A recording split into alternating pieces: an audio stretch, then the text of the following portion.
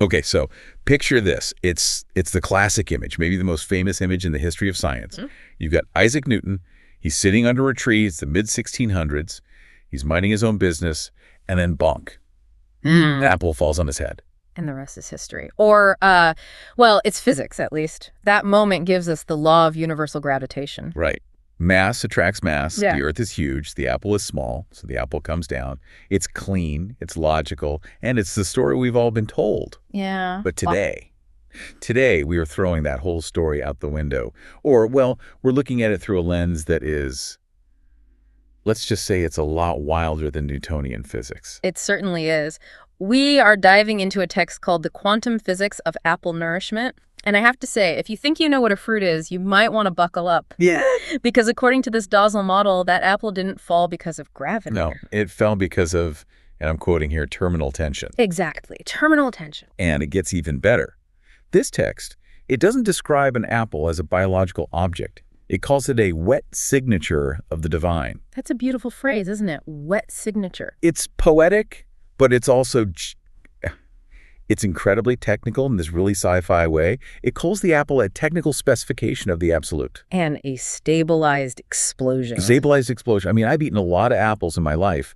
I have never once thought I was biting into a stabilized explosion of divine intent. And that is exactly what makes this deep dive so fascinating. We're looking at a document that really tries to bridge the gap between, high metaphysics and physical reality. Okay. It's arguing that the fruit isn't just something that grows on the earth, it's an event. It's a collision between two worlds. So let's unpack this event, because the text breaks it down into this really specific, almost engineering-like process. It's not just seed meets dirt, add water. Not at all. It frames the creation of an apple as a dialogue, a conversation between the sky and the ground. And the apple is just the word they speak to each other. Okay, so let's start at the very top. Phase 1, the descent. The text says this whole process starts in the noosphere. Now, usually when I hear noosphere, I think of human consciousness, but that's not what they mean here, is it? No, not quite. In this context, the text locates the origin at the scale of the stellar logos. So we aren't talking about a biological urge here. We're talking about a cosmic command. A command. Really? And mentions this Z0 command, which it just sounds like computer code to me. It's very much like code. Think of it as the initial impulse. The text calls it a vertical pulse of infinite potential descending the Vajra axis. The Vajra axis, that's like the cosmic spine, right? The cosmic meru. Precisely. And down this axis comes the will, or Ika Shakti, of the logos. And the command is simple but profound. Let there be nourishment. Let there be nourishment. So it's like a download. The universe is hitting the download button on the concept of food. That is a great analogy. But here's the problem. A raw signal from the stellar logos is way too powerful. It's too high frequency. If it just hit the physical earth like that, it wouldn't create an apple, it would. It would probably just pass right through or maybe vaporize the tree. Like trying to plug your toaster into a lightning bolt. Bad things are going to happen. Exactly. So as this pulse travels down, it has to be shaped. It has to be modulated. And that's where these Shaktis, these forces, come in. Yeah. The text outlines two of them, Jnana Shakti and Kriya Shakti. Can we break those down? Sure. So first you have Jnana Shakti. This is the knowledge aspect. The text calls it the logoic blueprint. Okay, so this is the design file, the specs. Yes. Think of it as the ZIP file. It contains the geometry of appleness. It holds the specific frequency, the toroidal shape, the logic of the seed. It's the plan that says we're building an apple, not a pear. Okay, so that's the blueprint. But you can't eat a blueprint. Exactly. That's why you need Kriya Shakti. That's the action force, the construction force. Right. Its job is to step that high-frequency light down, lowering the vibration, making it heavier and heavier until physical matter can actually grip it. It's like a transformer stepping down high voltage so you can actually use it in your house. Ideally, yes. So you have this vertical beam of intent, the blueprint, and the construction force rushing down toward the planet. That's the top-down process. But the Earth isn't just, sitting there waiting to get hit. The text makes a huge deal about the Earth's role. It's not just passive dirt. And this is one of the most compelling parts of the Dausal model to me. It reframes the Earth-gay not as a passive ball of rock, but as a living, aggregate heart. I love that term, aggregate heart. It sounds so much more alive. It implies a responsive intelligence. So in phase 2, we see the ascent, the bottom-up process. The Earth feels this command from the stars and responds from the kunda, which is its core. And this is where the visuals in the text get really cool. It describes 3 specific forces surging up through the tree roots. And it's not just water and nutrients, it's color-coded energy. Yes, let's look at those. First, you have the biotelluric current. The text describes this as emerald green. Emerald green. And this is the vital surge, right? The stuff that pushes sap up and defies gravity. Exactly. I mean, think about how strange it is that sap rises.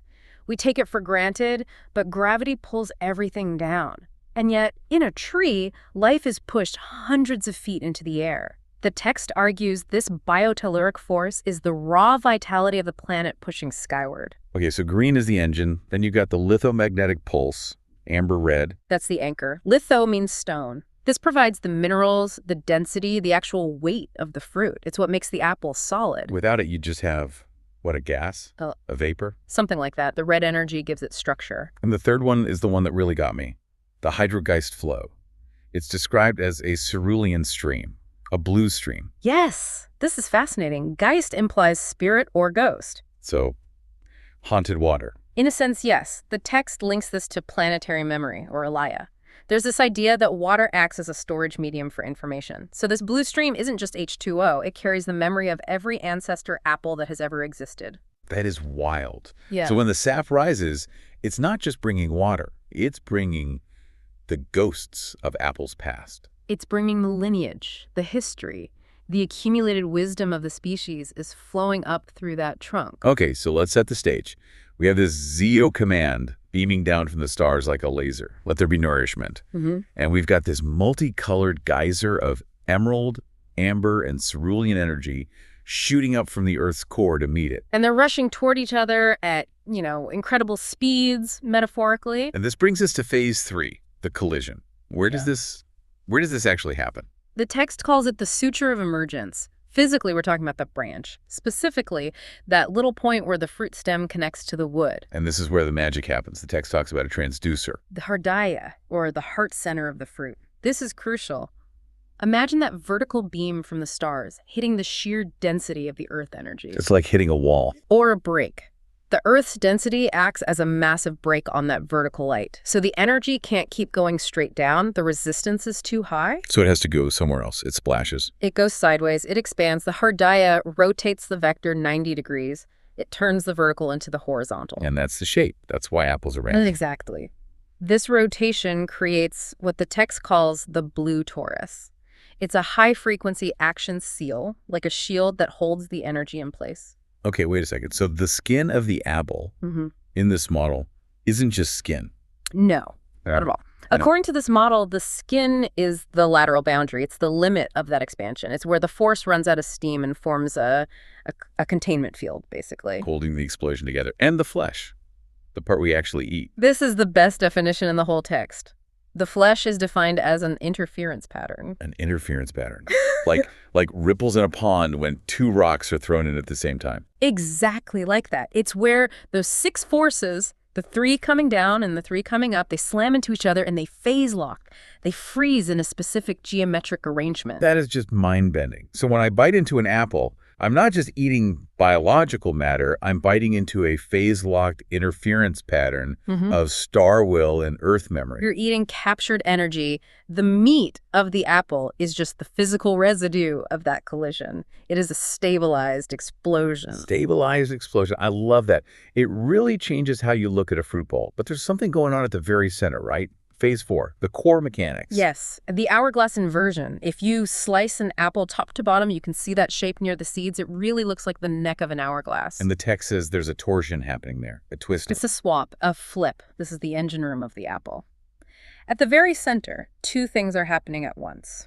First, the logoic vacuum, that Zeo force, is sucking earthly matter upward to spiritualize it. It wants to pull the Earth up into the sky. But at the same time, The Gaian pull, what we call gravity, is tugging the cosmic light downward to ground it. It wants to pull the sky down into the earth. It's a tug-of-war. It's the ultimate cosmic tug-of-war, and the apple is the still point in the center of that war. It is the only place where those two opposing forces come into perfect balance. That's why it can even exist. Wow. If one force won, the apple would either float away into the ether or just collapse into dust. It exists because of the tension. That explains the terminal tension line from the intro. The apple is a knot tied between heaven and earth. Precisely, a point of equilibrium in a vertical war. So what does this all mean for us? I mean, this is great philosophy, but Phase 5 talks about the alchemical meal. It suggests this changes how we should eat. It does. It starts by redefining what fresh even means. Usually we think freshness is just about time, right? Yeah.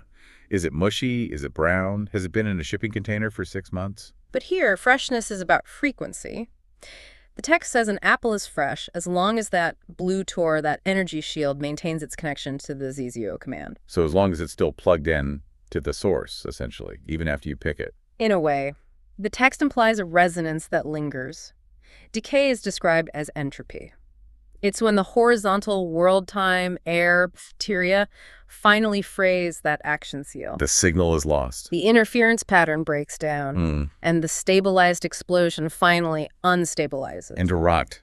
And when we eat it, the text gets really specific about real nourishment. It says we aren't just getting calories. No. The claim is that when you eat a fruit that is close to the axis, you are releasing these internal vayus. Vayus, I've heard that term in yoga, the winds. Yes, internal winds or subtle energies, prana, apana, samana, and so on. The text says these forces are still circulating the resin of the absolute inside the fruit. Resin of the absolute. Wow. Okay. So I take a bite, I release this resin. What's it do to me? The goal, according to the text, is to realign the eater. You have a heart, too. You are also a transducer. You're a vertical being trying to navigate a horizontal world. By consuming this perfect collision of forces, you are helping to realign your own 90-degree transducer, your own heart, with the stellar logos. So it's like tuning a radio. Yeah. Or calibrating a compass. It's like a tuning fork. The apple is vibrating at the frequency of creation. When you eat it, it encourages your own body to hum at that same pitch. It really takes you are what you eat to a whole other level. You aren't just eating matter, you're eating a process. You're eating a geometry, you're participating in what the text calls a sovereign synthesis of heaven and earth. It is wild to think about. We usually treat food as just fuel, Yeah. gas for the tank. We shovel it in while scrolling on our phones. Right, we treat it as dead matter, but this model suggests that every alchemical meal is a chance to sync up with something bigger. It connects the inside and the outside. That seems to be the core message. We think of ourselves as separate, you know. I'm here, the star is there, the tree is over there. But the Dausal model says no. The same axis that runs through the galaxy runs through the tree and through the fruit, and when you eat it, you realize it runs through you too. The Vajra axis. The Vajra axis, it's all one line. That is a lot to process. But I have to admit, next time I'm at the grocery store, I'm going to be looking at the produce section a little differently. Looking for that blue torus. Just look for the glow. Metaphorically speaking, of course. Of course. So to recap this journey, because it was a dense one, we started with a command from the noosphere. A desire for nourishment from the cosmic mind. That command, beamed down, got wrapped in a blueprint and a construction force. And it was met by the earth, surging up with green vitality, red structure, and blue memory. They crashed at the branch, spun 90 degrees, and locked into the flesh of an apple. A still point in the cosmic tug-of-war. And finally, we take a bite, breaking that seal, and absorbing the synthesis into ourselves. It's a beautiful story. It is. It forces us to stop taking the physical world for granted. It reminds us that matter might just be spirit moving slowly enough to touch. I love that line. Matter is spirit moving slowly enough to touch. And fruit is spirit that tastes good. I'll take that. That's a good bumper sticker. But before we go, there's one final thought I want to leave everyone with. A provocation, really. Okay, what is it? Well, ask yourself, why does the stellar logos, this cosmic mind, want to create an apple in the first place? If it's just pure consciousness, it doesn't have a mouth, it can't taste anything. Right, it's just energy. So if the apple connects the heart of the galaxy to the heart of the tree, what happens when that axis runs through your heart during a meal? You're saying we aren't just the consumers of it. I'm suggesting that maybe we are the mechanism by which the universe tastes itself. Does the speller logos need to experience its own creation through your tongue? Whoa. So we're the sensor array. We might be the whole point of the experiment. That is something to chew on, literally. Indeed. All right, that is all the time we have for this deep dive. I hope you never look at a Granny Smith the same way again. Enjoy your alchemical meal. See you next time. I want you to do something for me. It sounds a little simple, maybe silly, but just go with it. Close your eyes. Okay. I want you to imagine you're holding an apple. A standard, red, crunchy apple. Maybe a gala, I don't know, a Honeycrisp. Just feel its weight in your palm. Yep, got it. That cool, waxy skin. Now, ask yourself a question that, seems totally unnecessary. What is this thing? Well, the obvious answer is it's a piece of fruit, a snack. Right. If you want to get technical, Biology 101 says it's the mature ovary of a flowering plant. Contains seeds. Exactly. And that's the answer we're all comfortable with. It's an object. Grew on a tree, you bought it, you eat it for some fiber, end of story. But today we're taking Biology 101, crumpling it up, and throwing it straight in the bin. We are definitely going off-road today. We're looking at a stack of research centered on this one text. It's called Metaphysical Transduction. The Logoic Descent of the Apple. It's a heavy read. And I have to warn you right now, this is not a gardening guide. This text claims the apple you're imagining isn't just some biological accident. It is, and I'm quoting here, a masterclass in metaphysical transduction. It basically argues that an apple is a cosmic event. It's a challenge, really, to look at something so mundane and see, a complex machine of reality. Exactly. So our mission for this deep dive is to trace the history of that apple. Not from the seed, not even from the blossom. We are going way, way back. We're tracing it from the mind of the logos. All the way down to that physical crunch in your mouth. And to even start to understand this, we have to get this one central mechanism the text proposes. It's this idea of a vertical to horizontal flow. Okay, that sounds incredibly technical. So let's break that down before we get lost in the weeds. What does vertical actually mean here? I'm guessing it's not a ladder. No, not a physical ladder. In this framework, vertical is all about intent, cause, infinite potential. It's the energy coming down from the source. But horizontal is us. Horizontal is our world. The world of matter, time, space, stability. So the vertical is the lightning bolt and the horizontal is the ground it hits. That's a pretty good analogy, yeah. The source argues that everything physical, everything, starts as a vertical pulse of infinite potential. But there's a problem there. A huge one. You can't eat infinite potential. It's too intense. It's raw, unformed energy. If you tried to interact with it directly, well, it would arguably just destroy you. Like trying to drink from a fire hose pumping out the power of the sun? Exactly. So it has to be down. Stepped down is the phrase they use. It has to be translated from that vertical pulse into a stable, horizontal interference pattern. And that interference pattern is the apple. That's the apple. That is a wild way to look at the produce aisle. Okay, so let's walk through this process. Step one is the origin. But we're not talking about a seed in the dirt yet. No, not even close. We're talking about the blueprint, the logoic blueprint. And the text gives this blueprint a very specific state. Z equals 0. Right. Z0, or zero friction potential. Z0 sounds like a coordinate to me, like the starting point on a graph before you draw anything. That is a great way to picture it. It is the origin point. The source says this blueprint is the technical specification of the fruit, but it's crucial to get this.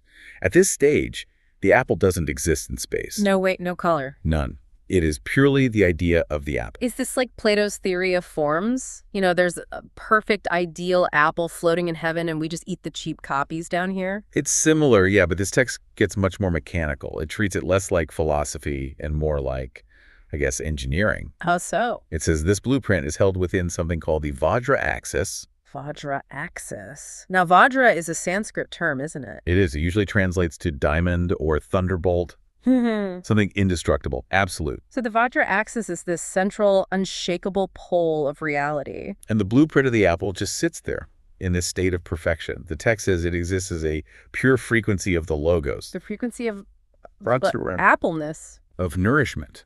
Not the physical sugar or vitamins, but the pure concept that this thing sustains life. In the Zeter-Vio state, there's no resistance. That's why it's zero friction. Because in our world, the horizontal one, everything has friction. Apples rot, trees get sick. Supply chains break, trucks get flat tires. Precisely. Matter is messy. Entropy is always eating away at things here. But in the Vajra axis, the blueprint is flawless. It's pure potential. It's the architectural drawing before the construction crew shows up and starts making mistakes. The perfect analogy. Okay, so we have this perfect, frictionless idea hovering in the metaphysical ether. But an idea doesn't fill your lunchbox. How do we get from ZD0 to, an actual apple? This is where the action starts. The logos, the source, has to initiate manifestation. It has to push that idea out of potential and towards our reality. And how does it do that? The text says it sends a pulse of scalar flux down the vertical axis. Scalar flux. I feel like I've heard that in sci-fi, usually right before a spaceship blows up. What's it mean here? Well, in physics, a scalar is just magnitude, no direction, like temperature. But here, scalar flux implies a wave of pure intensity. But, and this is the key visualization, it doesn't just drop like a stone. It doesn't move in a straight line. No. The text is very specific. It says the energy moves in a Bessel function pattern. Okay, hold on. Bessel function. I'm not a mathematician, and I'm guessing most of you listening aren't either. What does that actually look like? Imagine you drop a stone in a pond. You see those ripples spreading out, right? Sure. That's a Bessel function in 2D. But now imagine that in 3D, and instead of spreading out, it's spiraling in. Oh, like a vortex or a whirlpool. Exactly. It creates torsional resonance. Yeah. The energy spirals. It drills. The text actually calls this the Bessel Dorje. This Bessel Dorje, so a spiraling drill of pure light. That's a fantastic image for it. And it has to spiral. Think about it. If this high-frequency energy just hit our reality in a straight line, like a laser, it might just pass right through or scatter. The spiral lets it interact with space. It creates a localized field. It's basically digging a hole in reality where the apple can eventually exist. I'm picturing a tornado, but a very precise one, a tornado of intent. Yes.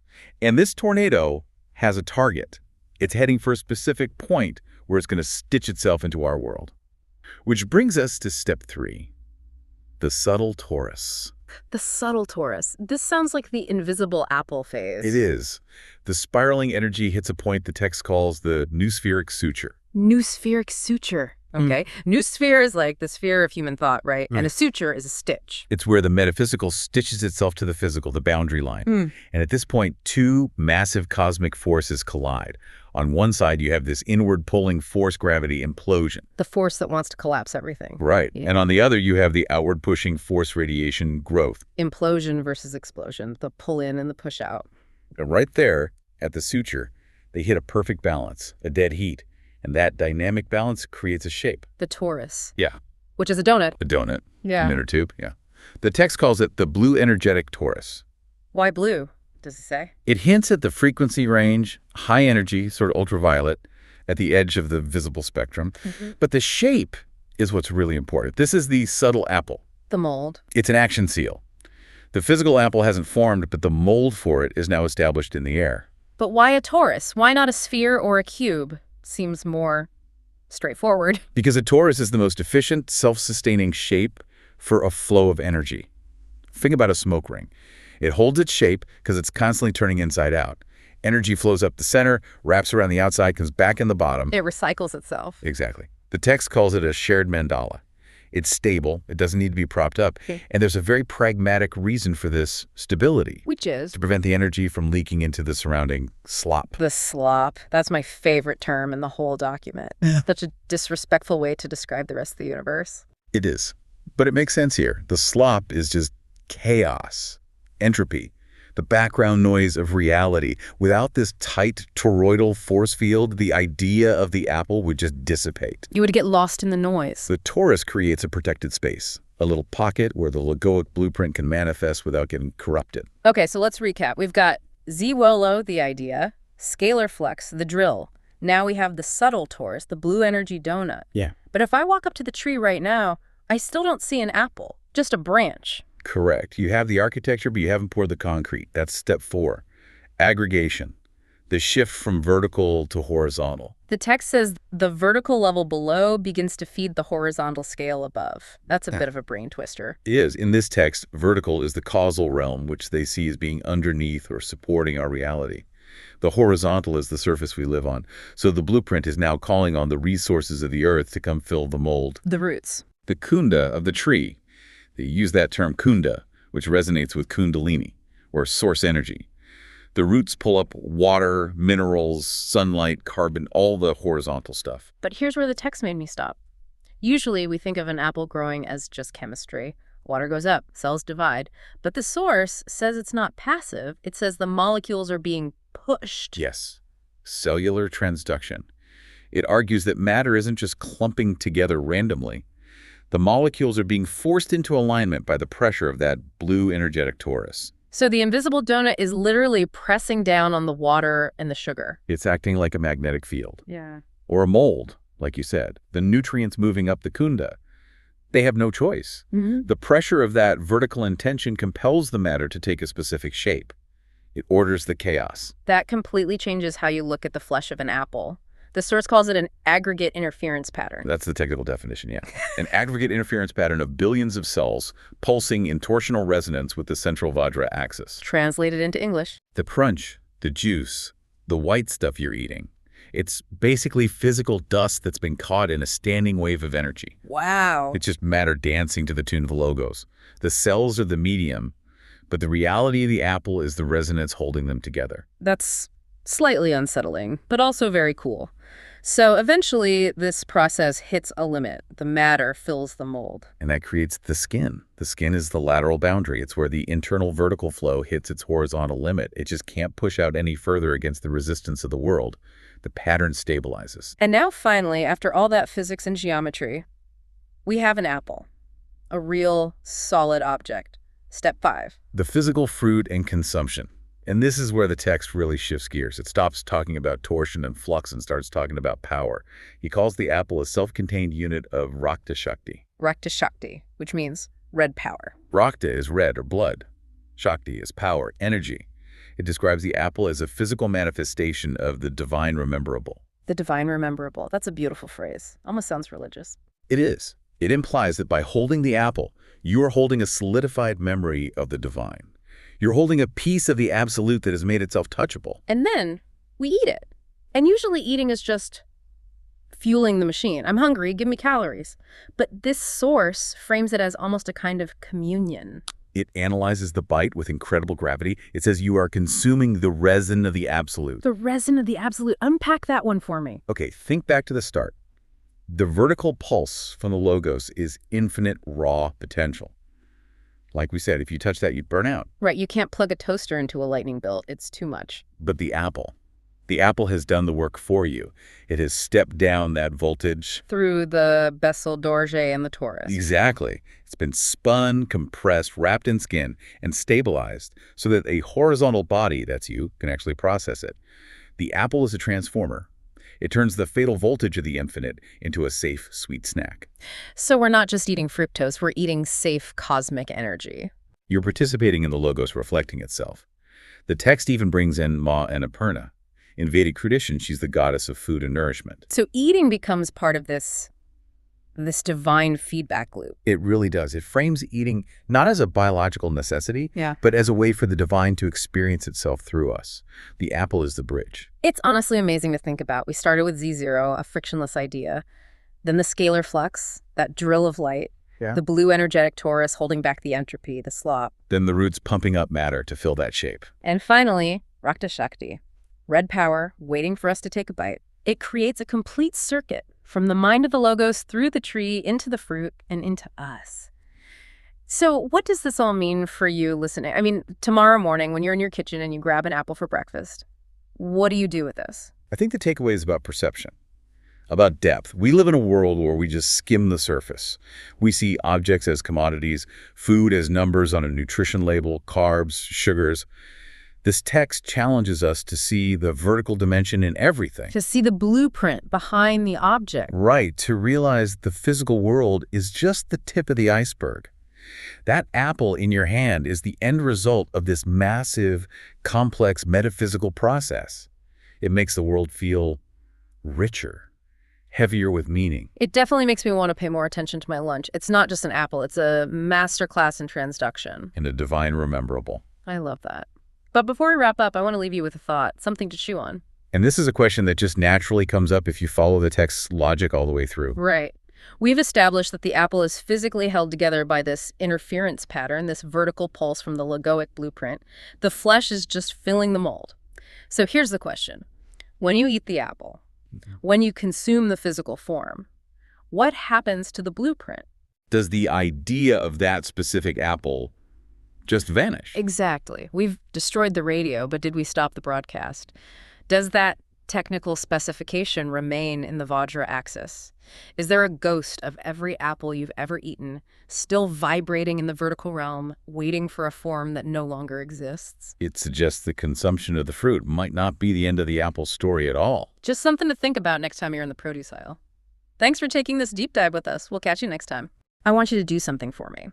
If you're near a kitchen, maybe grab an apple. If not, just, visualize one. A standard grocery store apple. Exactly. Just a plain old apple. Now, normally we look at that and we think, high school biology, right? Photosynthesis, seeds, evolution, just a biological accident. The slow, messy work of nature over millions of years. Yeah, but for this deep dive, I want you to try and just set that aside. Let's flip the script. We're asking you to put on a completely different set of goggles today. Right. What if that apple isn't an accident at all? What if it's a precise engineering project, like you're holding the physical printout of a massive universal download? A 3D print, where the printer is the solar system itself. That's really the core idea of the document we're breaking down today. It's called The Mechanics of the Logoic Blueprint. And it is. It's dense. I mean, this is one of the most mind-bending texts we've tackled in a while. Oh, absolutely. It reads less like a botany textbook and more like a leaked technical manual for reality. It's got this great sci-fi feel. For sure. You're dealing with terms like Vajra axis, scalar flux, blue energetic torus. And you think you should be in a physics lab, but no, we're talking about how a tree grows an apple. And that's our mission today. We're going to deconstruct this jargon. We're going to unpack the proposed mechanism, the specs, if you will, for how the universe downloads an idea into physical form. And we're sticking with the apple. The text uses it perfectly to ground these huge concepts. It does. So let's start with the foundation, the logoic blueprint. The text calls this the technical specification of reality. Okay, so if reality is the hardware, the blueprint is the software, the source code. It's the source code, exactly. But the document makes this crucial point code. Is useless if you can't transmit it. You need a cable or Wi-Fi or something. Right, it just sits there. It just sits there. In this text, that transmission line is called the Vajra axis. The Vajra axis. It sounds formidable, like a weapon or something. It does sound intense. But the text defines it not as a physical pole you could touch, but as a topological constant. Think of it as a vertical backbone of stability. A pipeline. A pipeline, a conduit. And here's the key. The text says this axis is fractal. It repeats at every single scale of existence. Okay, so let's trace that. If we zoom all the way out to the biggest scale, where is it? At the galactic scale, the text points to Polaris, the North Star. It says Polaris is the Vajra axis for our whole local sector. So it's not just a navigation tool for sailors. Not at all. It's a stabilizing kin. Yep. It organizes what the text calls the Spheric Slop of the galaxy. Spheric Slop. I love that phrase. It's so descriptive. It is vivid, isn't it? It suggests this swirling, chaotic soup of potential. And Polaris is the signal that brings order to that noise. Exactly. It provides the vertical alignment. Then you zoom in. On the solar scale, our sun, the solar logos is the Vajra axis. It's the pulse generator. The metronome for the whole solar system. The metronome and the conductor. Zoom in again to Earth, or Gaia. It has a core the text calls the Kunda, and its magnetic axis is the Vajra axis for the planet. Grounding that solar pulse. And finally, that brings us down to our apple tree. Right. And the text argues that the tree has its own local Vajra axis, a vertical column of torsional energy, an invisible spine anchoring the specific blueprint for appleness right into the soil. Wow. So the structure precedes the matter. There's this, let there be an apple tree here, beam of energy standing there before the wood even grows. That is the fundamental argument. That the energy is the scaffold, the matter is just the bricks you put on it. But a scaffold doesn't build the building on its own. You need a construction crew. You need force. You need movement. Which brings us to scalar flux. The text shifts from the axis to the how, the power. It introduces this concept of Shakti. Shakti, which is power or energy in Sanskrit. Right. And it breaks the apple's creation down into 3 distinct Shaktis. It's a sequence. A logical sequence. Extremely. First, you get Icha Shakti, This is willpower. It's the scalar flux itself, the initial vertical pulse down the axis. When you say will, is that like a conscious thought? Is the universe thinking apple? Think of it more like a command prompt. It's the initial impulse that says go. The command might be, let there be nourishment. It's the intent. Without that push, everything just stays as potential. Okay, so step 1 is the command, make an apple. What's next? Step 2 is Jnana Shakti, knowledge. This is the blueprint itself. The actual specs. The literal specs, the shape, the sugar content, the crunch, the color, all that data is in the Jnana Shakti. So you have the will, do it, and the knowledge, here's how. But you still don't have a physical apple. Exactly. That's step 3, Kriya Shakti, action. This is the horizontal aggregation, the actual gathering of molecules to form the flesh. Will, knowledge, action, it feels very orderly, almost corporate. It does. But here's where it gets really technical. It doesn't just say, and then action happens. It describes how. We're not talking about gentle growth. We're talking about a collision. The white drop and the red drop. This part was fascinating. It is a collision. At a point, the text calls the suture. So first, you have the white drop. This is the solar, the Lugoic descent. It comes from the top, the Randra, down through the tree's Vajra axis. And the text calls this force implosion, which is weird. I think of the sun as radiating out. Right, but in this context, think of it as a vacuum, a suction. The logos is pulling matter into form. It's creating a gravity well of intent, saying, I need material right here. So the white drop is the top-down order, the demand. Yes, and it meets its opposite. The red drop, this is the ascent, the lunar or Gaian energy coming up from the Earth's core, the kunda. It's the Earth's response. It is, and this is the detail that blew my mind. The red drop carries the alaya of Gaia. Alaya, that's like a storehouse, a collective memory. Precisely. It's a planetary memory, the collective storage of all previous Apple experiences. Hold on, let's pause on that. So the energy from the sun is the new command, make an apple, but the energy coming up from the Earth is memory. Think about it. The Earth has grown billions of apples. It knows the drill. It has the chemical receipts. The alaya is the manufacturing experience. So you have the new command from above meeting the ancient know-how from below. And they collide at the branch? They collide. The descending white drop meets the ascending red drop. And that collision creates something totally new. The blue energetic torus. A torus, the donut shape. A self-sustaining energy ring. The text describes it as a dynamic equilibrium. You have the logos pulling in implosion and Gaia pushing life out radiation. So the physical space of the apple is the demilitarized zone between those two forces. That's a great way to put it. An apple is basically a standoff between the sun and the earth. The fruit is the balance point. Okay, so we have this energy donut hovering on the branch, but it's still energy. I can't eat a torus. How do we get to the actual, matter? And this brings us to the most controversial part of the text. Biologists might want to take a seat. We need to talk about DNA. Right. Standard model. DNA is the architect. It contains all the instructions. The text says no. It states, quite explicitly, DNA does not create the apple. That's a huge claim. If it doesn't create it, what on earth is it for? It's the receiver, or a newspheric antenna. Its job isn't to build, its job is to tune. It tunes the tree into the specific frequency of the logoic blueprint for apple. So DNA is a radio dial. Exactly. The blueprint is a radio station broadcasting Apple FM. The DNA is the tuner that lets those cells pick up that signal and not say Oak Tree FM. Wow, that flips everything. The information isn't stored inside the seed. The seed is the password to stream the information from the cloud. From the logoic blueprint, yes, it's a streaming model, not a hard drive model. And once the DNA establishes that connection, a phase lock, the text calls it, the physical process starts. Oh. That blue torus creates what the text calls a holographic mold. A ghost apple. In a sense, yeah. An invisible, energetic ghost apple hanging there. And the red drop, that upward push from the earth, forces physical molecules, water, sugars, nutrients, to fill that mold. So it's like pouring concrete into a form, but the form is invisible energy. Precisely. And the result, the flesh of the apple, is described as an interference pattern.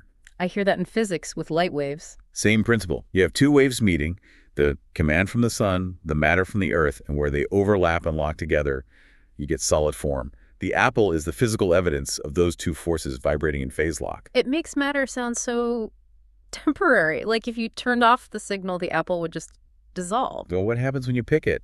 You sever its connection to the Vajra axis, the phase lock breaks. And it rots. It decays. Yeah. The interference pattern falls apart and it returns to the new spheric slop. Wild. So the apple only exists as long as the broadcast is on. That's the idea. Okay, but it doesn't grow forever. An apple stops, it forms a skin. Why doesn't it just keep going and become a giant beach ball-sized apple? That's the final piece, the boundary.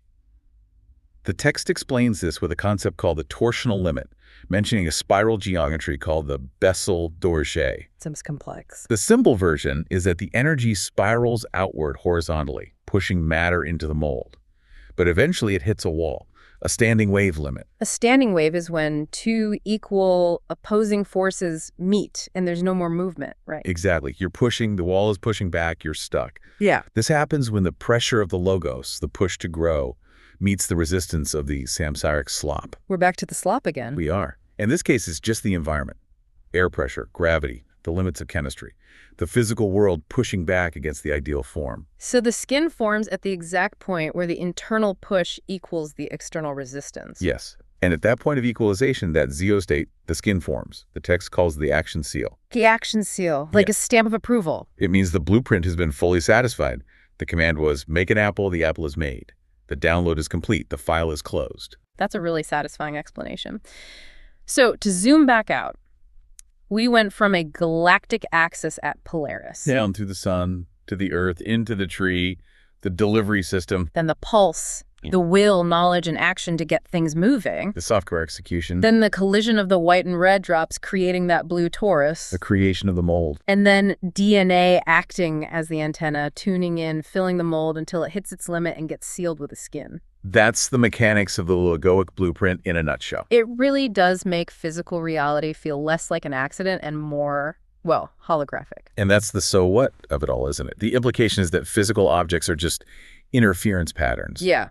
This table feels solid, but maybe it's just the stable vibration between opposing forces. Yeah. Implosion and radiation, will and memory. The energy is the real structure. The matter is just the dust that got caught in the wave. Which is a lot to think about. And it leads to a final question, and this is where we should probably leave things. We've been talking about an apple. Simple? But if we apply this logic to us, to human beings, we're also interference patterns, right? We have a spine, a Vajra axis. We have DNA. It's the logical extension, yes. So here's the thought. If an apple is just the interference pattern where an intention meets the resistance of the environment, are we just standing waves? Are our lives, our bodies, our circumstances just the point where our internal frequency hits the wall of the world? It's a heavy question. Because if the answer is yes, then the resistance, the slop, is just as important as the intention. You can't have the form without both. And if that's true, what happens if we change the frequency? If you change the broadcast. Exactly. If the DNA is just a tuner, can we change the channel? What happens to the interference pattern then? Well, that would be the ultimate engineering project, wouldn't it? Something to chew on. Thanks for diving deep with us. Always a pleasure. Okay, I want you to do something for me right now. If you have a piece of fruit nearby an apple, maybe a banana, just pick it up. Or even just picture one. Yeah, picture one clearly in your mind. What are you seeing? A snack, a bit of fiber. Organic matter, maybe? Right. Well, the source material we are diving into today says you are dead wrong. You aren't just looking at an object. Not even close. You're looking at, and this is a direct quote, the sovereign technical specs of how the absolute projects its dream into the physical field. That is quite an opening. And honestly, it perfectly sets the tone for the text we're analyzing today. It really does. It's titled The Vajra Axis and the Mechanics of Manifestation. And it is. It's dense. Sounds like a car manual for a spaceship. In a way, it is. But the spaceship is reality itself. The author calls this a quantum Newtonian audit. Oh. A quantum Newtonian audit. It's basically a technical manual for how the non-physical, ideas, spirit, consciousness becomes physical matter. So it's trying to answer the oldest question there is, how the idea becomes the flesh. Exactly. And it does not hold back on the terminology. I mean, we're going to be talking about new spheric pilots, the Z=0 pulse, and this Vajra axis. It does feel a little sci-fi. A little, but the way it's written is so mechanical, almost like the universe is a giant circuit board. And that's our mission for this deep dive. We need to unpack this whole model. We're going to trace the path of creation, as this text describes it, from that central channel, the Vajra axis, all the way down to what creates our bodies, something it calls a phase lock. I love that term, phase lock. It sounds so definitive. But okay, let's start at the beginning. All right, I guess the center, the Vajra axis. Right. The text also calls it the cosmic miru. What are we looking at here? This is the absolute foundation of the whole concept. So you have to imagine a vertical line running through the center of, well, everything. Okay. But, and this is a very specific distinction the source makes, it is not empty space. It's not a void. It's defined as a superconductive channel of pure information. A pipeline. Exactly.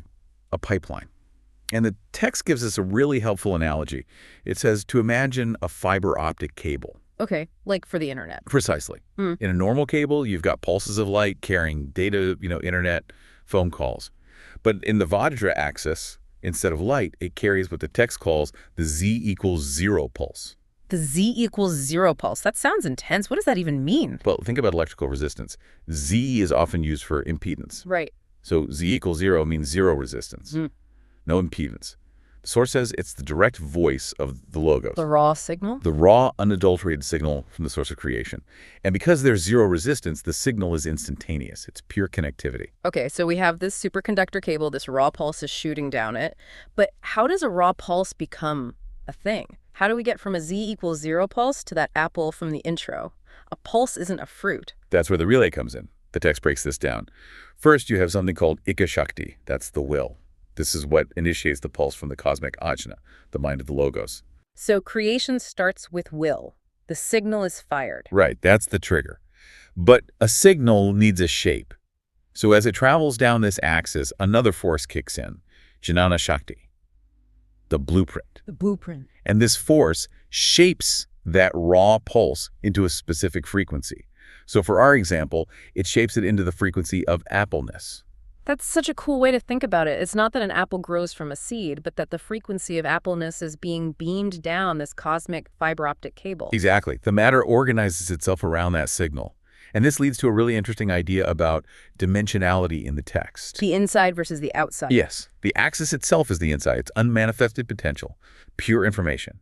But when that vertical pressure traveling down the axis hits a point of resistance, it has nowhere to go. Except out. It has nowhere to go but out, so it explodes horizontally. Whoa. And that horizontal explosion is how the inside becomes the outside. That's the mechanic for how an idea becomes flesh. It's like a water pipe bursting. The vertical flow is the water, and the spray is the physical world. That's a great analogy. And visually, the text gives us this beautiful image. It says you can visualize this axis, this Meru, as a spindle of diamond light. A spindle of diamond light. That sounds so stable, incredibly stable. It is. And here's the key part. It remains motionless. The entire universe rotates around it, but the axis stays still. The fixed point. The fixed point. And the text says this connects directly to you, to the fixed point in your own spine, which connects you to Polaris and the galactic center. That gives me chills. Seriously, the idea that in all the chaos, there's this diamond spindle inside us that just doesn't move. Okay, but let's make this personal. We talked about the apple, but this applies to us, right? To our bodies. Oh, completely. This is the human parallel. The text says, and I'm quoting here, just as the apple is a command from the cosmic ajna, your body is a command from your noospheric pilot. Noospheric pilot. That has to be one of my favorite terms in this whole thing. It sounds like we're all being driven by some higher intelligence. Yeah. In this model, we are. The pilot is, essentially the soul, the spark of the logos, and it follows the exact same signal path. The soul sends a pulse down your personal Vajra axis. Which is the Sushumna, the central channel in the spine. Correct. So the signal comes down. But it has to meet something, right? We're made of meat and bones. It can't just be a signal in a void. Right. And this is where biology meets the spiritual. The pulse travels down, and it meets the red drop. The red drop, what is that? It's the mother's biological nourishment and lineage. So the physical genetic material, the blood, the DNA, the ancestral history. Okay. And when that vertical pulse from the soul meets that red drop, you get a collision. And that collision, that's what creates the body? It creates what the text calls the body mandala. To listen to this definition, it's fascinating. It says the physical body is an interference pattern. An interference pattern, like waves in a pond crashing into each other. Exactly like that. Think of two stones thrown in a pond. Where the ripples meet, you get this new, complex pattern. Your body is the interference pattern created where your specific logoic blueprint, that command from your pilot, phase locks with Earth's material resources. Phase locks. There's that word again. Yeah. So I'm not just a person. I'm a standing wave where a soul signal is locking into Earth matter. That's the idea. If you turn off the signal, the matter disperses. If you remove the matter, the signal has nothing to ripple against. The text uses this great metaphor to tie it all together. Let me guess, it goes back to the apple. It does. It says you are a human apple grown from the soil of the noosphere. Wow. I'm never going to look at an apple or myself in the mirror the same way again. A human apple. It's almost poetic for such a technical text. It really is. But now we have to get into the mechanics of how that phase lock is sustained. We need to go into the engine room. The engine room, which the text calls the blue torus. Yes, the blue torus, described as the engine room of the suture. This explains the forces that keep the whole system running. And it's all about a push and a pull. Okay, let's break down the pull first. That comes from the logos, from the source of the signal. It does. And this part is a little counterintuitive. We usually think of creation as, God or the universe pushing things into existence. Right. But this text says the logos actually creates a vacuum of voidness. A vacuum, so it's sucking things up toward it. Yes, because that logoic blueprint is in that Z equals 0, state 0 resistance. It acts like a black hole. It creates a suction that pulls the prima materia, the raw stuff of the universe, upward. That's wild. So spirit isn't just descending, it's also a vacuum pulling matter up. Exactly. But it's not pulling against nothing. There's a counterforce, the Gaian push. And this is where the text gets really defensive about the Earth. It does. It says the Earth is not just a passive pile of dirt. It says it's an active generator of life force. It calls this force Prora, or the Alaya of Gaia. So the Earth is actively pushing back. It's the living spirit of the Earth wanting to express itself. The text calls it radiation. This Gaian light is seeking to become sovereign. It's rising up to meet that descending logoic pulse. So you've got the logos pulling up and the Earth pushing up. It's like a cosmic high five. Or cosmic collision.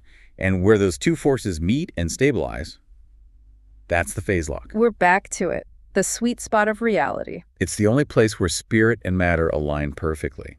The text says in the phase lock there's no friction. That's why a fresh apple feels so alive and crisp.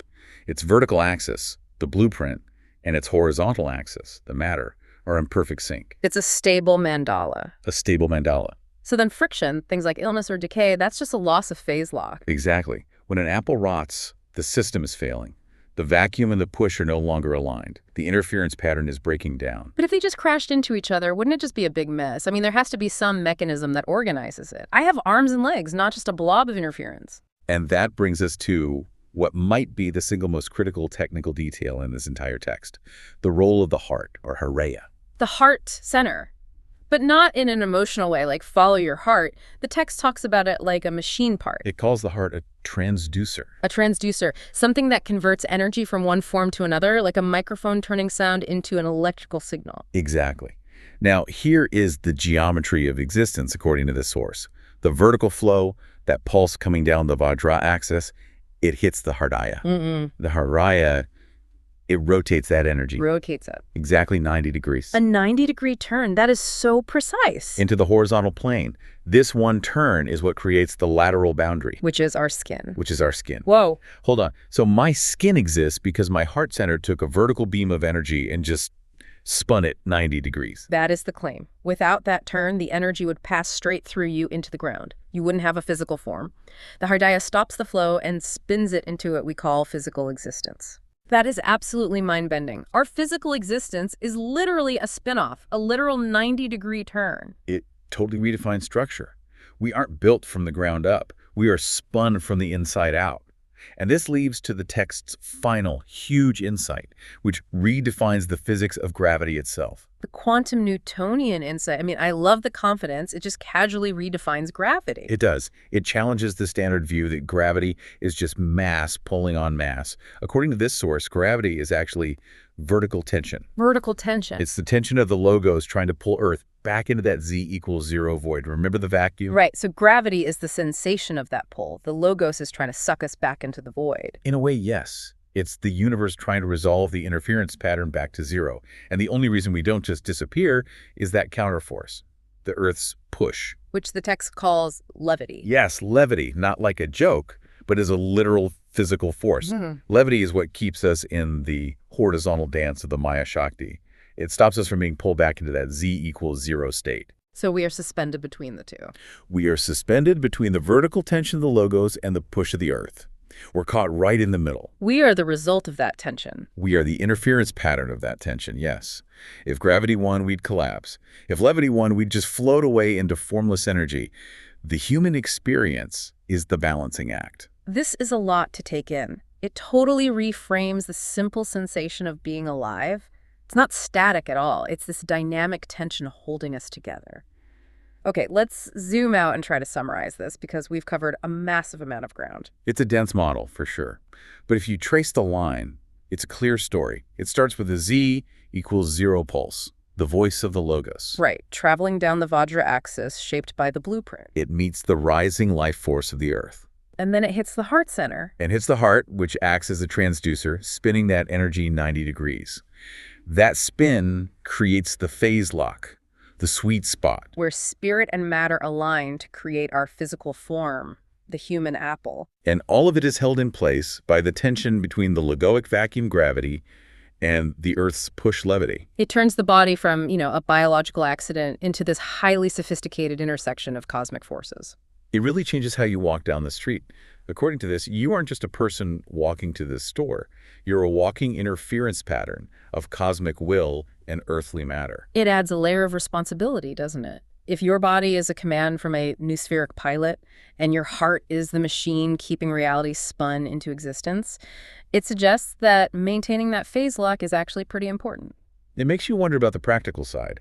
If we are an interference pattern, then everything, what we eat, what we think, how we breathe, it all affects the signal quality. Or the reception of the signal. If the red drop, the biology, is sluggish or toxic, the signal can't lock in properly. You get distortion. You get static.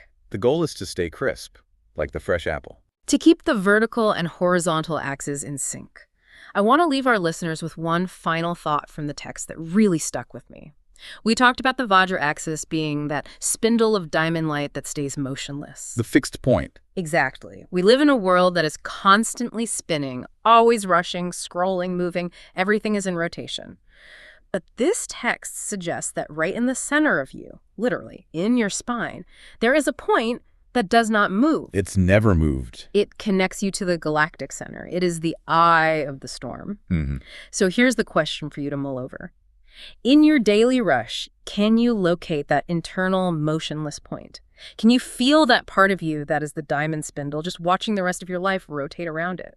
And if you can find it, what does the view look like from there? That's the question. Thanks for taking this deep dive into the mechanics of manifestation with us. We'll see you next time. See you then. I have to be honest with you. When I saw the file for today's deep dive, I really thought there had been a mix-up. No? Yeah, I saw the title, The Metaphysics of the Apple, and, I immediately pictured something wholesome, a chat about orchards, maybe some cider recipes. It's a fair assumption. An apple is about as grounded and everyday as an object can get. Exactly. But then I opened the document, and the first paragraph, it wasn't about Granny Smiths. I was getting hit with topological transduction, 0-point potential. It felt less like a description of fruit and more like a briefing on warp drive mechanics. It definitely takes a sharp left turn from the grocery store aisle, doesn't it? The left turn into the twilight zone. But here's the thing. And this is why I love doing this. Once I got past the vocabulary, I realized this text is trying to solve a mystery we never even think to ask. It's asking, why is an apple an apple? And the answer it gives is, well, it's wild. It claims the fruit isn't just biology, it's a stepped-down version of infinite energy. That is the core thesis. The source material, the metaphysics of the apple, argues that physical objects are essentially energy events. They're what happens when an infinite force crashes into a finite world. So our mission today is to decode that crash. We're going to trace the journey of a beam of infinite light as it supposedly hits the brakes, spins 90 degrees, and locks itself into the shape of a snack. It's a journey from the vertical to the horizontal. Let's start with that vertical concept. The text keeps referencing the Meru axis. Now, I know Mount Meru from mythology, the sacred mountain at the center of everything, but the author here seems to be using it as a hard physics term. They are. In this context, the Meru axis isn't a mountain made of rock. It's described as the tube of potential. The source uses the notation Z equals 0. Z equals 0. Okay, so that sounds like a coordinate. It is. It represents a state of zero resistance, zero time, and infinite potential. So imagine a pipeline of pure, unmanifested energy running vertically through the center of existence. And the source makes a really crucial distinction here that trips a lot of people up. We look around and we see, well, I see a chair, a table, distinct objects. Separated by empty space. Right. But the author argues that this separation is an optical illusion. It's caused by our dimensional octave, our limited perception. In reality, the Mero axis is one continuous, singular thing. It threads through the sun, through the earth, and right through the core of that apple without ever actually breaking. Wait, hold on. Let me make sure I have this right. You're saying the axis running through the core of the apple on my counter is the same axis running through the planet, not a copy. It's fractal. That's the key word the source uses. The logos, which is their term for the divine intent, the command to exist, is located at the center of the Hardaya, or the heart, at every single scale. A star, a planet, a seed. Exactly. That central tube is the same tube. It's the delivery system for reality. That's kind of vertigo-inducing. It means everything is literally threaded together on the same string. Precisely. Okay, so if we buy that premise, that there's this vertical pipeline of infinite will shooting down, why isn't everything infinite? Why is an apple small? Why doesn't it just blast a hole through my kitchen table? That is the crux of the transduction theory. You have this vertical logoic command descending. It's moving with absolute velocity. But eventually, it hits a threshold. The ground. Not physical ground, not yet. It hits a frequency threshold. The text calls this the beginning of the horizontal plane of Gaia. Gaia as in the earth. Yes, but specifically Earth as a concept of density and entropy. The horizontal plane is defined by resistance. It's sticky, it's heavy. So you have an unstoppable force meeting an object that really, really wants to stop it. And that collision is the apple. That collision creates the conditions for the apple. But this is where the mechanics get really specific and frankly fascinating. If that vertical beam just smashed into the density of Earth head-on, it would just splatter. Like a lightning bolt hitting the ocean or something. Exactly. It would ground out instantly. The energy would vanish. To get a structure, to get a shape that lasts, you need a machine to manage that energy. The source identifies that machine as the Hardaya, the heart. The heart of the fruit. The structural center. The text describes the Hardaya as a transducer. And it has to do two things at once to keep that energy from just disappearing. It has to act as a brake, and it has to act as a rotator. Okay, a brake I get. You have to slow the energy down. But why a rotator? Well, think about the conservation of momentum. Imagine you're trying to catch a baseball moving at 1,000 miles an hour. You can't just stop it cold. Right, you destroy your hand. You have to redirect it. You have to deflect it. Okay. The Hardaya creates what's called the standing wave to catch the vertical light. But because the pressure is so immense, it forces the energy to pivot. It rotates the vector exactly 90 degrees. 90 degrees. So it comes down vertical, hits the heart, and creates a hard left turn. It turns lateral. It spins outward. And this is the part that made me look at the fruit bowl in my kitchen completely differently. The source says that the width of the apple, the roundness, is literally that vertical energy being forced to walk a horizontal path. That is a wild image. So the roundness isn't just some arbitrary shape, it's the visual evidence of a crash site. It's an explosion in slow motion, constrained by its own gravity. The equatorial expansion is the logoic light trying to escape sideways because it can't go down any further. So when I see a really fat, round pumpkin, I'm seeing a lot of vertical energy that's been diverted. You're seeing the 90-degree turn in action. It's the only way the infinite can exist in a finite world without burning it all down. It has to spin. Okay, so we have the geometry. Down, hit the brakes, spin 90 degrees, create a sphere. But an apple is made of stuff. Juice, skin, seeds. Where does the actual physical matter come from? This brings us to what the source calls the hexagonal union, or the chemical marriage. And I have to say, this was the most dense part of the text for me at first. It lists 6 distinct forces, 3 from above, 3 from below that have to combine. I saw that list. It was a mix of Sanskrit and what looked like geology. It mentioned a phase lock. That's the technical term, phase lock. Yeah. It means the frequencies align perfectly to create a stable structure. So let's break down the participants in this marriage. You have the logoic Shakti coming down. The top-down forces. Right. Descending from the axis, you have 3 things: Icha, Jnana, and Kriya. Let's decode those. Ika is defined as the will. But not just, I want an apple. It's the cosmic impulse for existence, the sheer pressure to be. The drive. Then jnana, which is the knowledge. But in this context, the text calls it the appleness. Appleness. I love that. Is the blueprint, right? Yeah. The informational pattern that ensures this energy becomes an apple and not a pear or a rock. Okay. Will and knowledge. And the third is kriya, which is the action, the movement itself. So will, blueprint, and action. Those are the descending forces. But they're abstract. You can't eat will. Exactly. They're just potential. They need a container. They need raw material. And that is what the Earth Gaia provides. But the source is very, very adamant that Earth isn't just a dead rock supplying chemicals. Yeah, the text got surprisingly poetic here. It called the Earth a collective alaya, an aggregate heart. It views the planet as a living memory system. So rising up to meet that divine command, you have three earthly forces. The first is biotelluric. This is vitality. Think of the sap rising in a tree. Okay, that makes sense. The life force. The second one is the one that really stopped me in my tracks, hydrogeist. Hydrogeist. I circled that one. It sounds like a ghost in the plumbing. It literally translates to water spirit. But the definition the source gives is fascinating. It defines water as memory. Memory, like H2O remembers things. The argument is that water cycles through everything. It's been in clouds, oceans, the blood of dinosaurs, the roots of ancient forests. The source calls this a pressurized upward push of stored potential. Gaia is trying to birth a dream back to the source using the memory of everything that has lived before. Wow. That completely changes the idea of a juicy apple. You're saying the water inside is carrying a historical signal? According to this theory, yes. It's the accumulated history of the horizontal plane pushing back up. And then the third force is simple, lithomagnetic. Litho meaning stone. Structure, minerals, the stuff that makes the skin tough and the seeds hard. It provides the finality. So the marriage or the phase lock is when these two triads meet. Will, knowledge, and action crash into vitality, memory, and structure. And when they hit that Hardaya, that center point where the turn happens, they lock. They create a coherent interference pattern, and this coherence forms a specific shape. The source calls it the blue torus. A torus is a donut shape, right? A ring. Correct. Imagine a magnetic field. The energy flows up the center, spills out over the top, wraps around the sides to create that round apple shape, and then tucks back into the bottom to cycle again. And why blue? The text specifies blue to denote a high-frequency action seal. It's an energetic containment field. And I love the reason the source gives for why this seal is necessary. No, I remember this. It was my absolute favorite phrase in the whole document. I actually laughed out loud when I read it. Samsaric Slop. Samsaric Slop.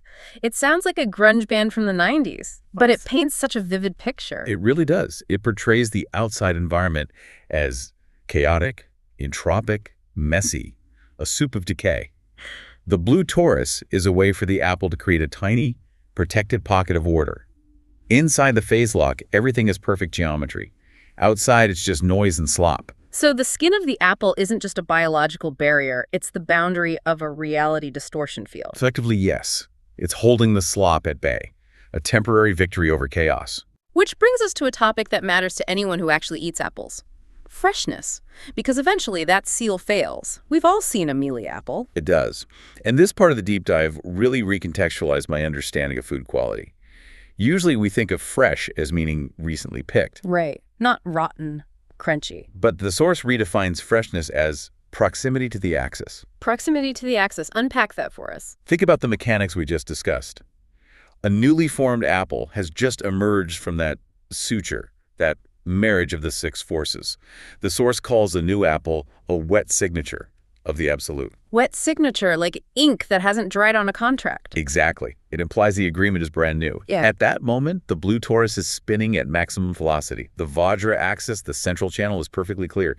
The connection to the source is wide open. So a fresh apple is literally vibrating faster. Metaphysically, yes. The spin is tight, the phase lock is secure, it is successfully holding off the entropy. But then, time happens. The horizontal world starts to win. The friction of entropy. The source describes this as the resistance of the world beginning to fray the edges of the torus.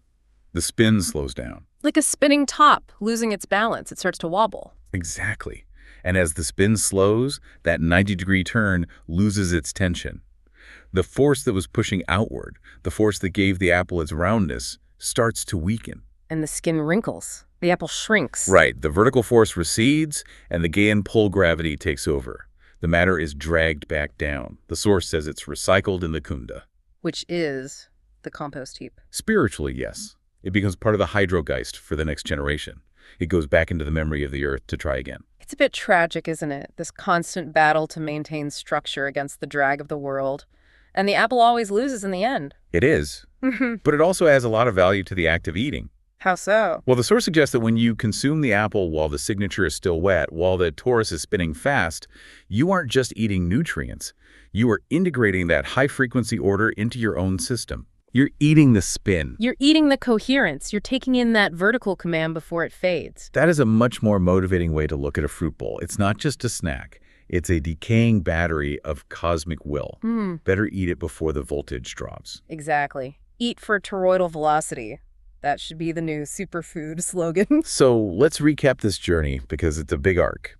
We started with the Meru axis, a beam of infinite potential. Descending with will, knowledge, and action. It hits the frequency threshold of the material world, slams on the brakes of the Hardaya, and spins 90 degrees sideways. Creating the equator, the roundness, the place for the fruit to exist. It pulls up the memory and vitality of the earth, the hydrogeist, and locks everything into that hexagonal seal, the blue torus. A momentary pocket of perfection protecting itself against the Samsaric Slop. Until, inevitably, the spin slows, entropy creeps in, and gravity reclaims the dust. It's a beautiful, coherent, and somewhat melancholic cycle.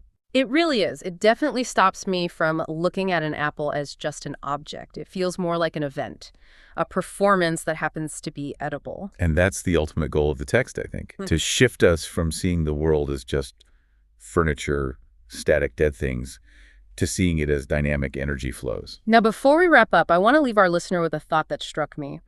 The source mentioned that this structure, the axis, the Hardaya, the torus, applies at all scales. Sun, earth, apple, and human. Exactly. If we follow the logic, we aren't exempt from this. We aren't just observers of the apple. We are built the same way. We definitely are, according to this. So here is the question.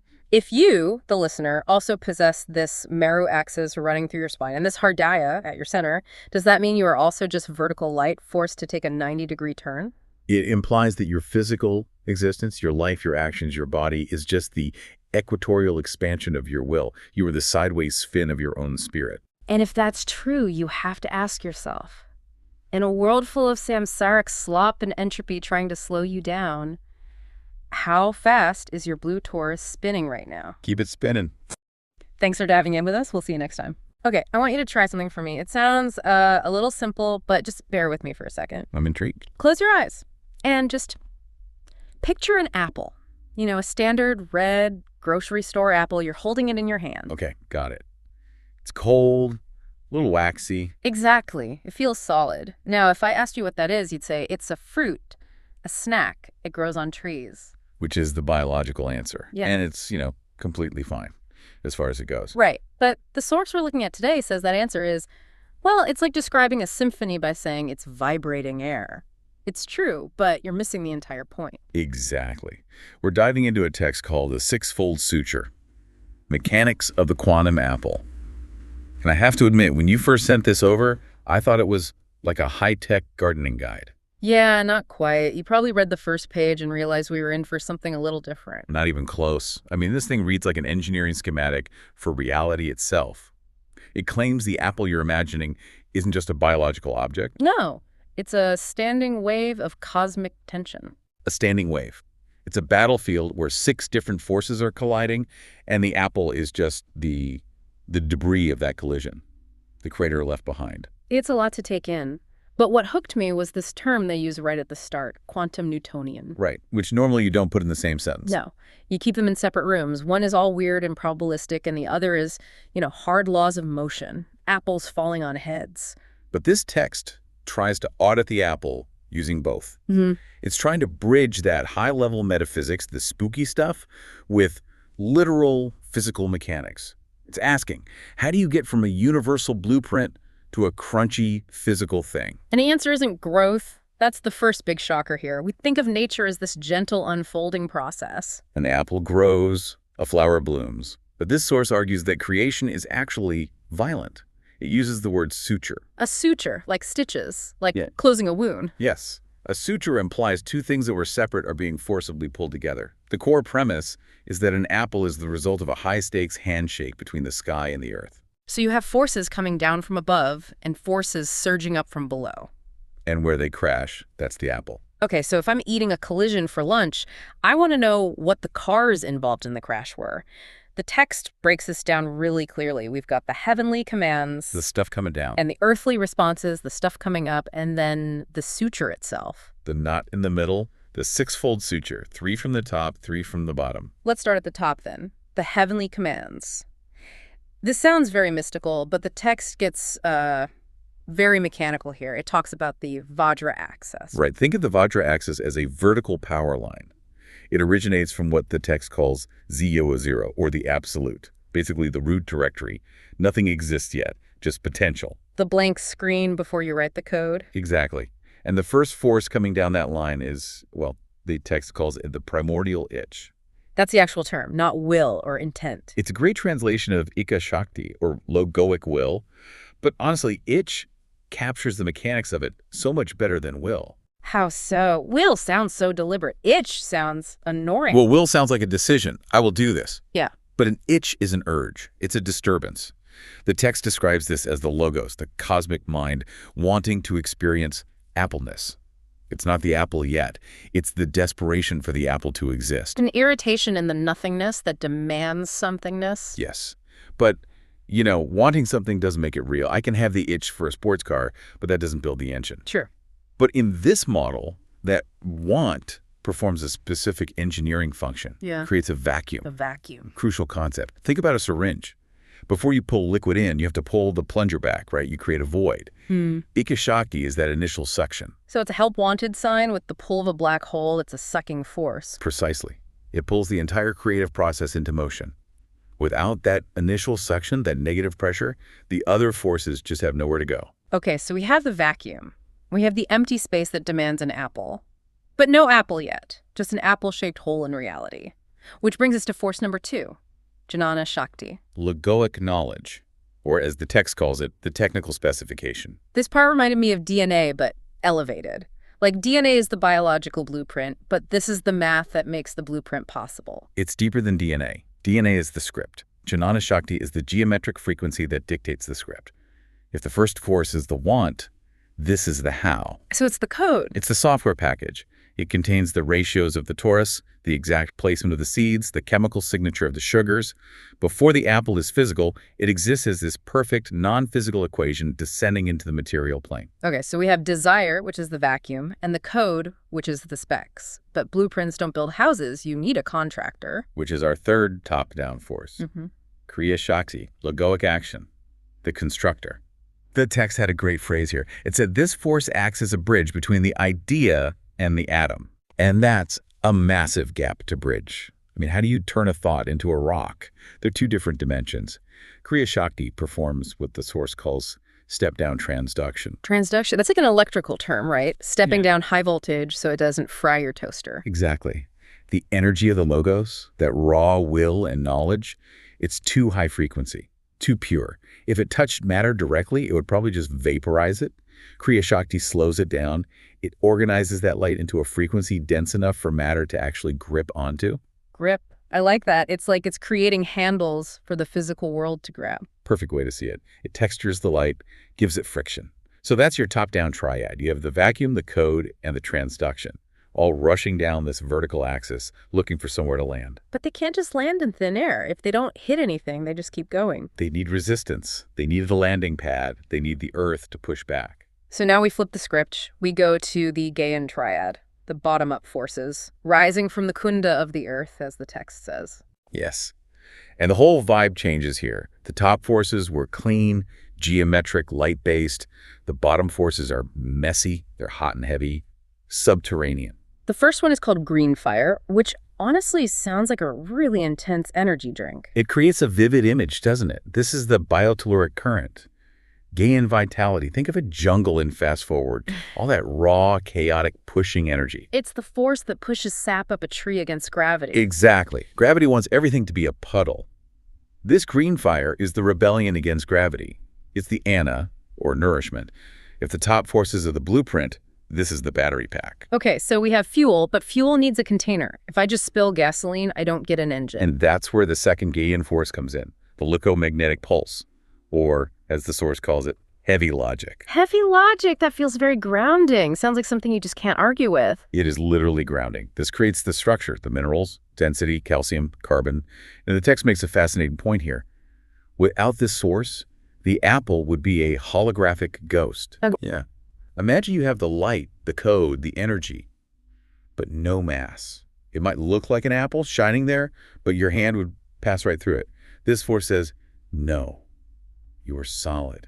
You take up space. You have weight. It anchors the ghost. It gives it consequence. It provides the resistance, the brake pad we were talking about. Okay, the third one in this Earth trio is the one that really got me. The Hydrogeist flow.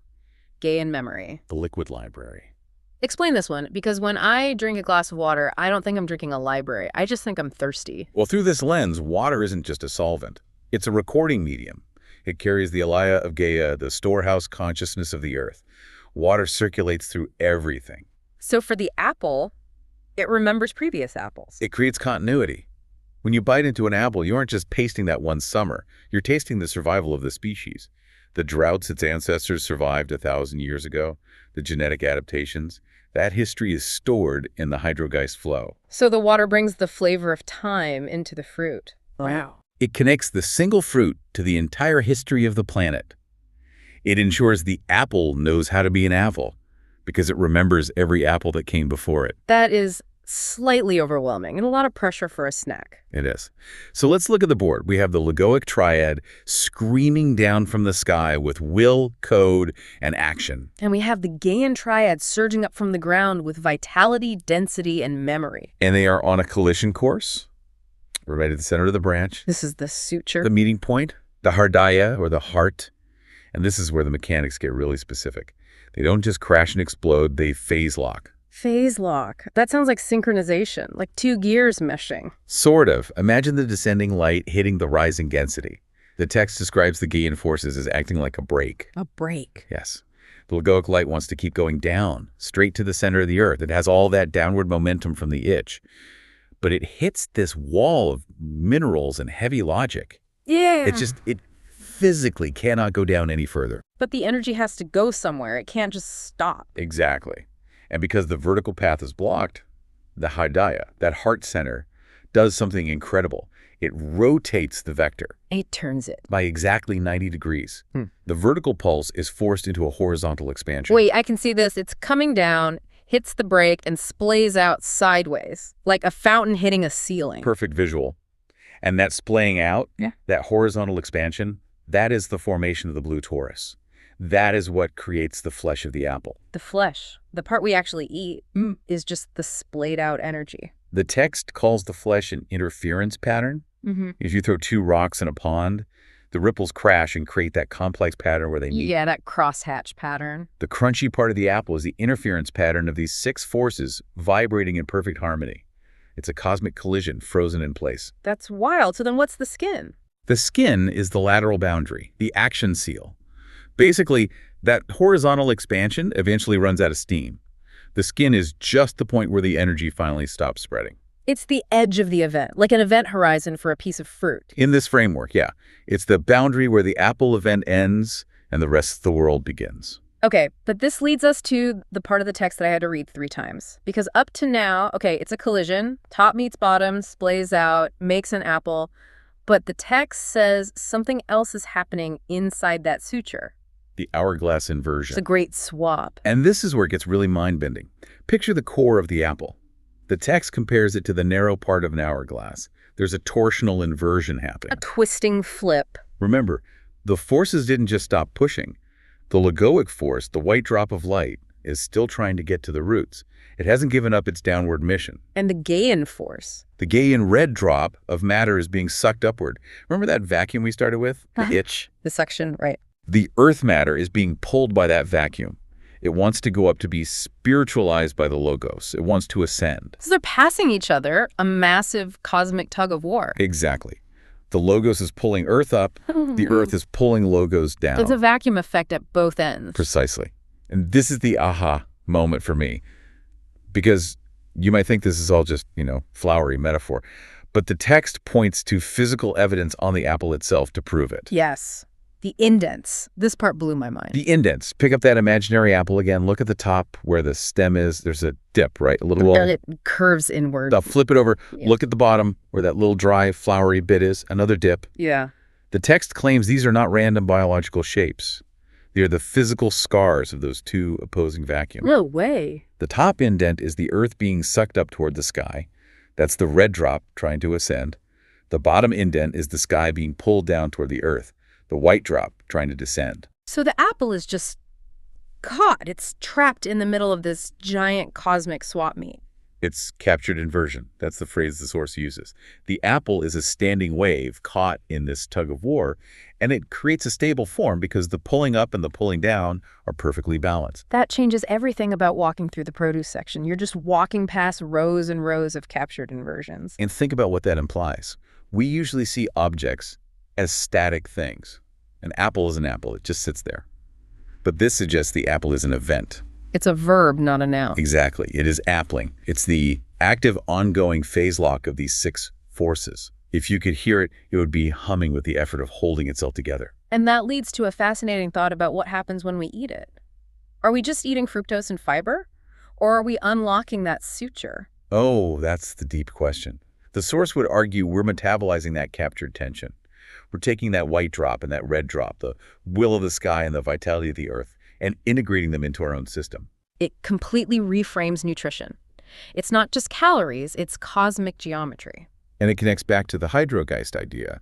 If you're eating the flavor of time and the geometric frequency, then eating becomes a form of communication. I feel like I need to apologize to the last apple I ate. I didn't appreciate the heavy logic that went into it. I think the apple appreciates being part of the cycle. It's fulfilling its primordial itch. So let's synthesize this. We started with a simple snack. We ended up with a 6-way cosmic collision. We went from the primordial itch creating a vacuum all the way down to the green fire of Earth pushing back, culminating in that 90-degree turn that gives us the flesh of the fruit. And the apple itself is just the visual evidence of that handshake, the physical receipt for a transaction between sky and ground. A transaction that's still happening right now. It is a constant state of dynamic tension. Which begs the question, and I want to leave our listeners with this because it's been bothering me since I read the text. Go for it. If the apple is defined by this tension, this phase lock of opposing forces, what happens if that tension breaks? We assume when an apple rots, it's just biology breaking down.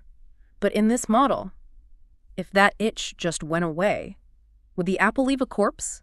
Or would it just blink out of existence? Would the interference pattern just dissolve, like turning off a projector? Exactly. Is the apple an object, or is it a trick of light and gravity? That is a question worth chewing on. Indeed. Thanks for joining us on this deep dive. I'm never going to look at a fruit bowl the same way again. Me either. Take care, everyone. See you in the next deep dive. I want you to picture something for me. You've had a long week. It's a Thursday afternoon. You're sitting on your couch, and you just feel heavy. And I don't just mean, I need a nap, tired. I mean that feeling where your limbs are like lead pipes, and the floor is just like aggressively calling your name. Oh, the gravitational slump. Yeah, we've all been there. It's that feeling where just lying horizontal seems like the only logical geometric position to be in. Exactly. But then you compare that to those other moments. Maybe it's a Saturday morning, or you've just had this huge breakthrough at work where you feel light. Bouncy. Yeah, bouncy. Like you could literally float off the pavement because you're just vibrating with energy. And usually we just write these off as moods, right? Right. Or, biology, my blood sugar is crashing, I had too much coffee. Yeah. We psychologize it. We do. We say, I'm depressed or I'm exhausted. It's all kept inside the brain or the body. But, and this is where things start to get a little weird, what if those aren't just biological states? What if that heaviness and that lightness are actual external planetary forces acting on you? What if that feeling of being dragged into the sofa is literally the Earth claiming ownership of your atoms? Yes. It's a terrifying thought, but it's also a really compelling one. And it kind of frames our whole deep dive for today. It really does. So we are looking at a document that is, well, it's a trip. It's called The Sovereign Synthesis of Game Levity. And I have to admit, when I first saw that title, I thought, we were going to be talking about floating crystals or something. It sounds like it belongs in a wizard's library. It does have a certain alchemical ring to it. Yeah. But once you kind of strip away the really dense poetic language, it's actually proposing a pretty radical rethink of physics. Or at least the physics of how we experience reality. Right. And radical is the right word because the whole premise here, it challenges that standard high school physics model. We're taught gravity is just mass attracting mass. A one-way street. Yeah. A one-way street. Things fall down. End of story. But this text, it says, not so fast. No, it describes gravity not as a street at all, but as a circulating loop. And he uses this phrase I love, a topological trick. Which sounds like a stage magic act. And for my next trick, I'll bend topology. Well, in a way it is. The whole argument is that we're dealing with a bidirectional force. So yes, there is a down, which we all know is gravity, but there's also an up. And the claim is that you, the person listening to this, are the standing wave that's caught in the violent middle of this cosmic tug of war. That image of the standing wave, it really stuck with me. Me too. But before we get to the middle, we have to understand the players. So let's start with the villain of the piece, or maybe just the antagonist, the down, the pull. Well, I don't know if I'd call it a villain. It's more like the landlord. The landlord, okay. The source describes the Earth. It calls it Gaia as a massive generator of density. A density generator. Yeah. Think about what it calls the lithomagnetic core of the planet. We usually just think of the core as, hot iron and nickel. Sure. But here it's described as a magnetic engine. And it has a very specific purpose: to pull mass toward the center to maintain its structure. It's just holding the rock together. Precisely. If that core stops pulling, the entire planet flies apart. So it has to pull everything in tight. And this is where it gets uncomfortably relatable, because the text connects this lithomagnetic core directly to that couch lock exhaustion we were just talking about. It calls that state lizard logic. Lizard logic. It's such a great shorthand, isn't it? It just implies you're operating on your most basic, primal hardware. Exactly. When you're in that state, you're not thinking about philosophy or the future. You're thinking about warmth, safety, and stillness. So when I'm in that lizard logic mode, feeling like a sack of potatoes, the source says it's because, and I have to quote this because it's so wild, your aggregate atoms are being claimed by the planetary core. It is a striking concept. It completely reframes exhaustion. It's not just that your battery is low. Oh. It's that the Earth is reasserting its lien on your physical material. It's basically saying, hey, those atoms you're walking around with, they belong to me. Bring them back down here. It's like a repossession notice from the planet. Effectively, yes. Oh. And this is what the text defines as the downward pull or material gravity. Right. And then it references this thing called the diagnostic check. Yeah, I wanted to ask you about that. It reads like a symptom list for being a rock. It essentially is. If you run the diagnostic direction, down, force type, material gravity. Right. And the result in our human experience. Physical weight, sleep, grounding. And then it uses that very heavy, very final word, the grave. The grave. It's pretty grim. It is. But it's accurate physics, The grave is the ultimate success of material gravity. Total stillness, total return to the Earth. So when we sleep or when we're just dead tired, we are essentially practicing for the grave. We're letting the lithomagnetic core win for a few hours. Exactly. To the core, you're just a mineral. So if I'm hearing this right, the Earth treats us like just another piece of mass. It doesn't care that I have a deep dive to record or that I have ambitions. To the poor, I'm just a heavy object that needs to be on the floor. Yep. And if that were the only force acting on us, we'd be in real trouble. We wouldn't be upright. We'd be crushed into the crust. But, and thank goodness for this, that is not the only force. This is where things get properly weird, because usually when someone talks about levity, they just mean humor. Right. Add some levity to the situation. But this text treats levity as a literal physical force, the upward push, the other half of the loop. Okay, so let me play the skeptic for a second. We know gravity exists. We can measure it.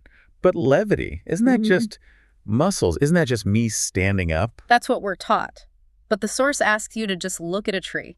Okay, I'm looking at a tree. Gravity wants everything in that tree to go down. It pulls the wood down, it pulls the water down, but the tree is doing something impossible. It's taking gallons of water-heavy physical matter and pumping it hundreds of feet straight into the air. Against gravity. Directly against the lithomagnetic pull. And the source describes this as the tree's internal torsion.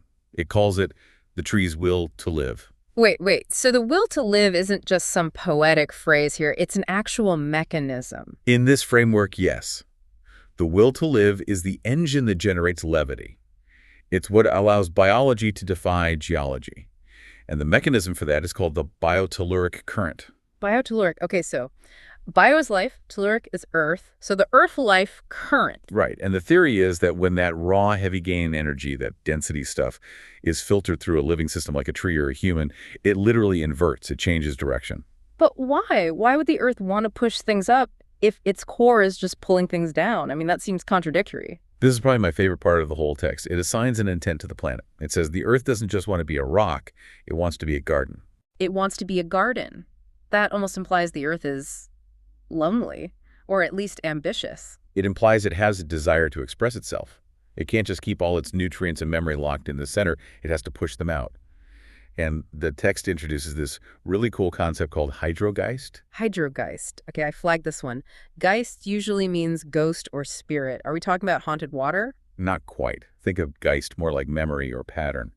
Hydrogeist is the idea that the water rising up through the tree isn't just H2O. It's carrying stuff with it. Yes. It's carrying the mineral data, the history, the nutrients of the deep earth. So it's an upload. Exactly. That is the perfect metaphor. The tree is the broadband connection. The earth is uploading its internal data, its memory up towards the sun. It's pushing this hydrogeist upward to meet the logos. The logos. Okay, now we're getting into Greek philosophy. The logos is what? The word. The reason. In this context, think of the logos as the solar principle, the sky, the structural intelligence of the universe. So you have the earth, Gaia, pushing up, and the sky, logos, pulling. And that creates the upward push, or vital levity. Correct. And if we go back to that diagnostic check, what does vital levity feel like? Well, if the downward pull is the grave, then the upward push has to be the garden. And in human terms? That's growth. Yeah. Inspiration. That moment when you get a new idea and you physically can't sit still, you have to pace, you feel expanded. That's the earth pushing its energy up through you. That sensation of lightness isn't an illusion. It's the biotelluric current overcoming the lithomagnetic core. Okay, so we have the battlefield set. We've got gravity pulling us to the grave on one side. And levity pushing us up to the garden on the other. We're literally caught between a rock and a hard place, or I guess a rock and a star. But here's where it gets complicated, because these aren't just two elevators going in opposite directions. They interact. They have to cross. Right, and this brings us to the most technical and honestly the most confusing part of the document, the inversion at the suture. It sounds like a medical thriller, doesn't it? It does, but the suture here is referring to a specific point in the human body, the Hardaya. Which is Sanskrit for the heart center, and not just the physical pump, but the energetic center of the chest. Okay, so the heart is the traffic circle. Walk me through the traffic here. What's hitting what? You have to visualize an hourglass. You know how an hourglass has that tiny pinched point in the middle? The waist? That's the heart. Yeah. Now, flowing down from the top bulb of the hourglass, you have something called the white drop. The source calls this logoic light. The white drop is coming down. That's what? Awareness? Consciousness? Yes. And it is being pulled down. The text says it's being pulled down by the vacuum of the Earth's core. Wait, the core is a vacuum? I thought it was a density generator. It's both. It's dense with matter, but it is hungry for light. It lacks consciousness, so it sucks it down. Okay, so light falls into the rock. What's coming up? The red drop. This is the Ganprent, the raw, bloody, vital energy of the Earth. And it's being pulled up into the top bulb. Pulled up by what? By the logoic void.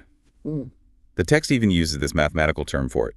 Z0. Z equals 0. It represents the absolute coordinate of the sky, the void. So just as the Earth hungers for light, the sky hungers for life. It's a vacuum of existence. It wants to be filled with that rich red earth energy. So the sky is sucking up our vitality and the earth is sucking down our consciousness. And they cross right at the heart. Precisely. And this is the topological trick. At that crossing point, at the suture, there's an inversion. What was up becomes down. Inside becomes outside. Okay, my brain is hurting a little. What does that mean for me waking up on a Tuesday morning? It means you are a mixing chamber. It means your heart is the place where the sky grounds itself into reality and where the earth elevates itself into meaning. You know, it explains why we feel so torn all the time. The text explicitly calls this experience tension. Yes. And usually we think of tension as this bad thing. I'm so tense, I need to relax. But this model seems to suggest that tension is, well, it's mandatory, isn't it? Not just mandatory, it's essential. The sovereign synthesis, the title of the whole thing, is the realization that this tension is what actually defines you. And the source gives those two hypothetical scenarios to show why we need this fight. Scenario A, what happens if the Earth only pushed up, if gravity just turned off? We would float away into the new sphere. The new sphere being the realm of pure thought. Right, we'd just be untethered spirits. We'd have all these great ideas, but no ability to execute them. No weight, no impact. We just drift away like balloons. Okay, that sounds kind of nice for a weekend, but not for a life. So scenario B, what if the Earth only pulled down? We would be crushed into a mineral pancake. A mineral pancake. Such a vivid image. We would just be geology. Heavy, flat, asleep. No consciousness, no upright posture, just rock. So we need the pull of the grave to keep us real, and we need the push of the garden to keep us alive. Exactly. And this leads to the definition of the human being that I think is the real payoff for this whole deep dive. The text says, you are a standing wave held in place by two opposing vacuums. A standing wave held in place by two opposing vacuums. That's huge. It completely changes how you view stability. I mean, think about a guitar string. All right. If you just lay a guitar string on a table, it's loose, it's relaxed, Yeah. but does it make music? No, it just sits there. To get a note, to get a wave, you have to stretch it. You have to pull it tight in two opposite directions. The tension isn't the problem. The tension is the instrument. Wow. So my stability, my ability to sit here and talk to you, to be a person, isn't because I'm on solid ground. It's because I'm being pulled equally hard by the core of the planet and the vacuum of the sky. Yes. The sovereign synthesis is simply the reality of inhabiting that tension without breaking. It's accepting that you are the battlefield. That really reframes stress, doesn't it? Completely. If I'm feeling incredibly tense, like I'm being pulled in two directions, maybe that doesn't mean I'm failing. Maybe it means I'm tuned. I love that. You're tuned. You're at the right pitch. If you weren't feeling the pull, you'd either be a ghost or a rock. The fact that you feel the tension proves you are the synthesis. So let's try to land this plane, or I guess balance this standing wave for everyone listening. We've covered some very dense metaphysical ground. We have. We've gone from lizard logic all the way to logoic voids. We established that the downward pull is the Earth claiming our atoms.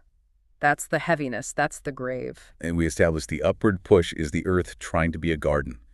That's the lightness. That's the levity. And the heart is the hourglass where they swap places. So the final takeaway here seems to be about how we interpret our own daily experiences. I think so. It's about awareness. So when you feel that crushing weight of exhaustion, don't just hate it. Recognize it. Okay, the lithomagnetic core is winning right now. It's reclaiming the lone. And when you feel that manic-inspired energy, you recognize that too.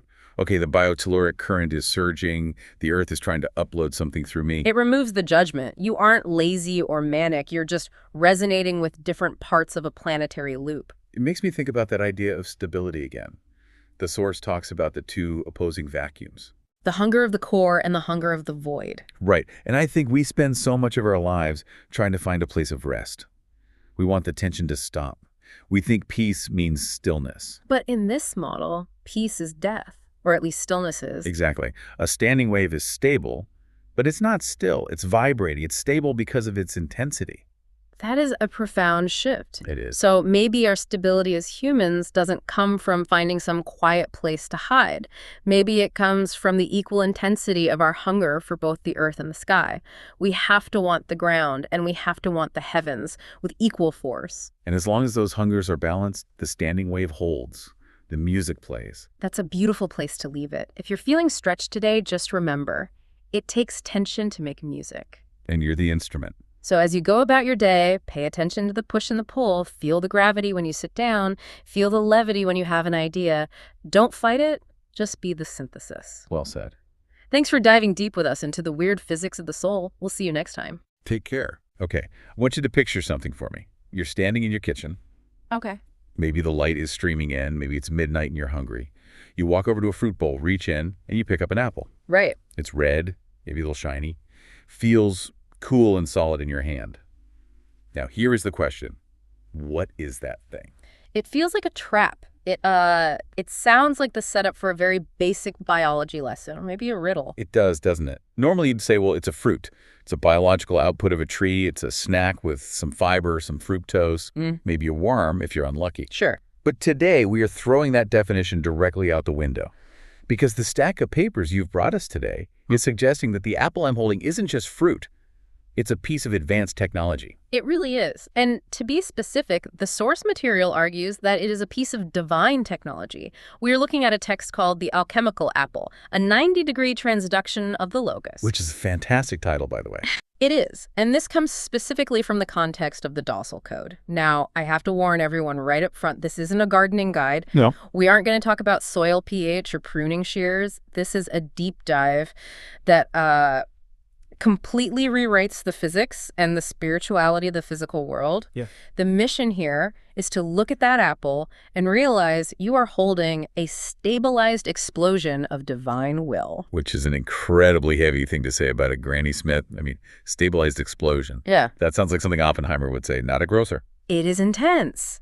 But the text is fascinating because it mixes geometry, high-level physics, and, spiritual mechanics into this really dense but surprisingly logical system. It's dense, but it has a thread. It's dense, yes, but if you follow the thread, it changes everything. So if you're ready to never look at the produce aisle the same way again, let's unpack this. And we have to start with a little history revisionism. We do. Because usually when we talk about apples in physics, we talk about Isaac Newton. The classic story. We all learned it in school. An apple falls, hits Newton on the head or lands near him, and he has an epiphany. He discovers gravity. Right. He realizes objects have mass, and the Earth pulls on that mass. But our source says Newton.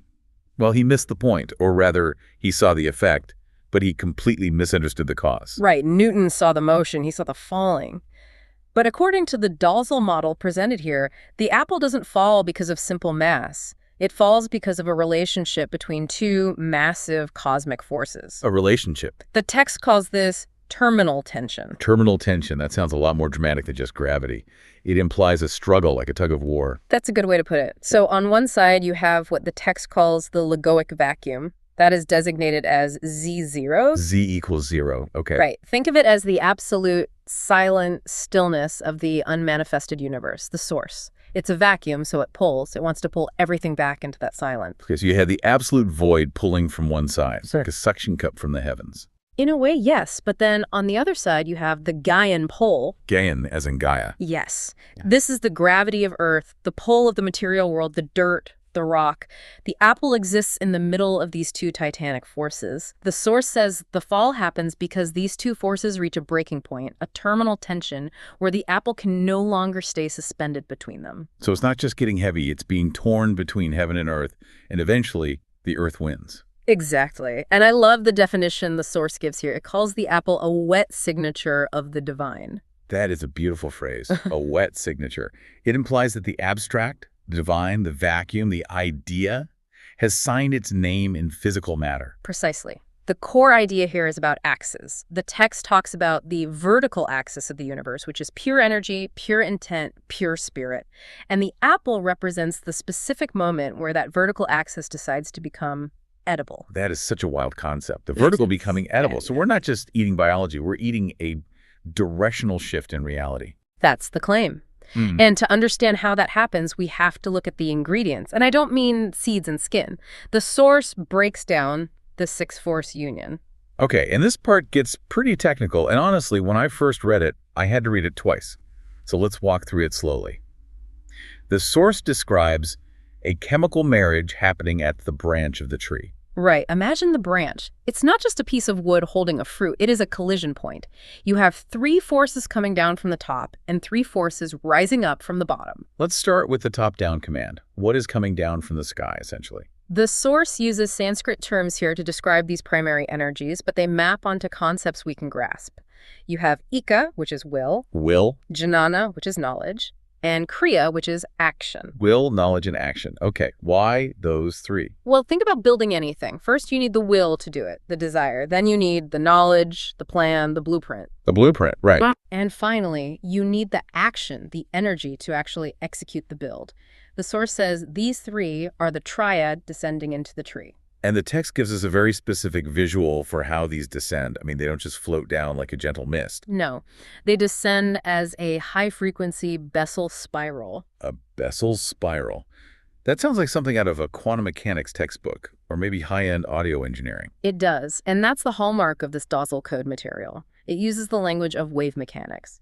A Bessel function mathematically describes how waves propagate in a cylinder. Okay. So I want you to picture a tight, high-frequency spiral of will, knowledge, and action drilling down into the tree branch. It's fast, it's spinning, and it's powerful. Okay, so that's the command from above. Make something. It's drilling down. What is the Earth doing in response? The Earth isn't passive, it surges up to meet it. The source lists 3 specific bottom-up forces: the biotelluric, the lithomagnetic, and the hydrogeist. Whoa, okay. Let's decode those. Biotelluric. Telluric refers to the earth current. So biotelluric is the life force of the soil itself. Lithomagnetic. Litho means stone, so this is the mineral magnetism, the structure of the physical rock. And hydrogeist. That sounds like a ghost in the water. Close. Geist means spirit or mind. It's the water intelligence of the planet. Water intelligence. So put it all together. You have this drilling spiral from above will, knowledge, action crashing into the magnetic, watery, biological force rising from below. And where they slam together, that collision point, is the apple. It's like the apple is the scar tissue of this cosmic collision, but it's beautiful scar tissue. Or a synthesis, a phase lock. The source actually provides a phase lock table, to explain exactly how these forces mix to create the physical traits of the apple we recognize. I found this table fascinating because it explains why the apple is the way it is.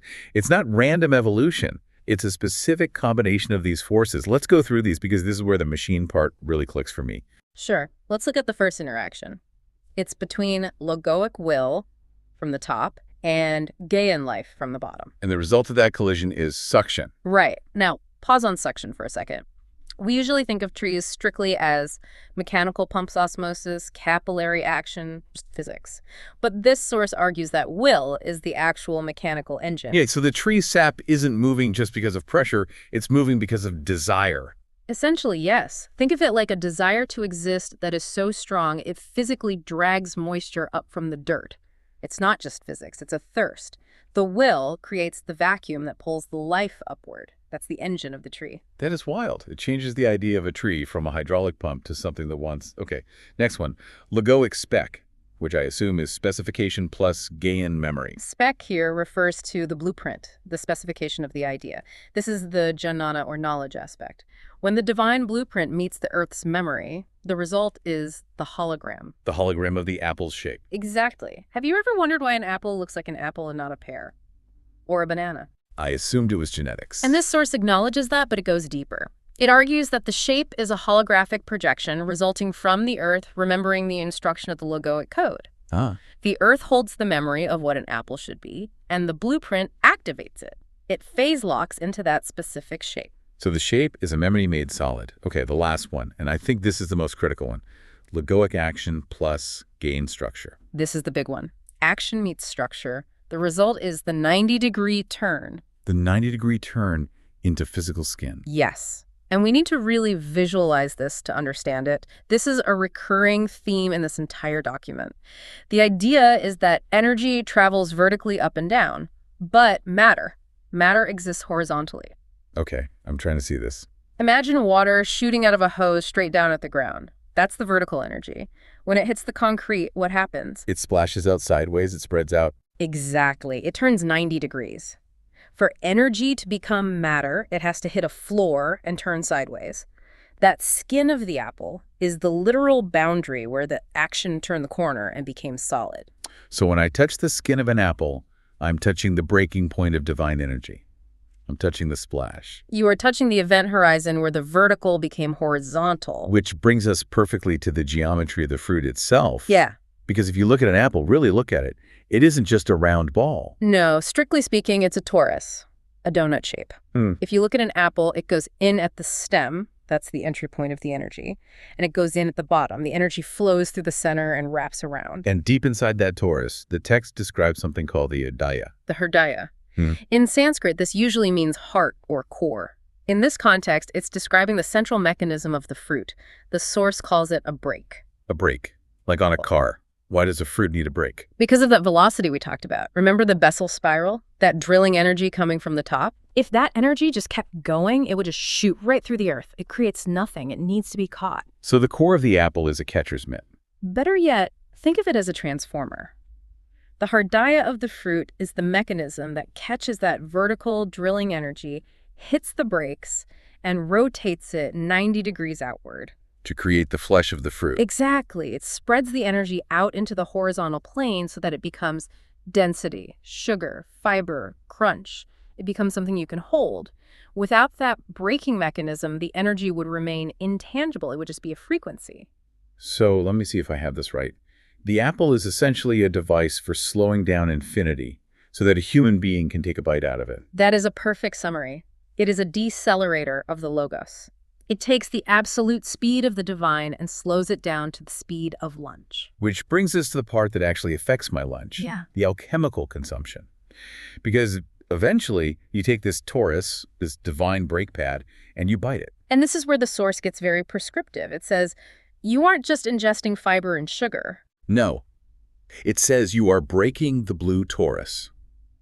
That sounds violent. What does that mean? The blue torus seems to be the term the text uses for that energetic field holding the apple together, that magnetic containment field. When you bite down, you are physically rupturing that geometry. You are breaking the seal. And when that seal breaks, something is released. The text calls it the resin of the absolute. Resin of the absolute. It's poetic, but think about the mechanics we just discussed. If the apple is trapped, braked energy.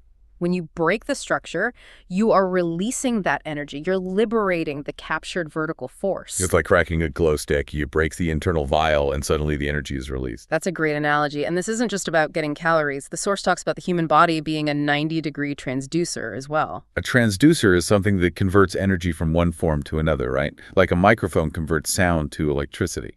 Exactly. We are also vertical beings living in a horizontal world. We stand upright. We connect sky and earth. We are constantly taking in energy and turning it into action, into matter, into life. Right.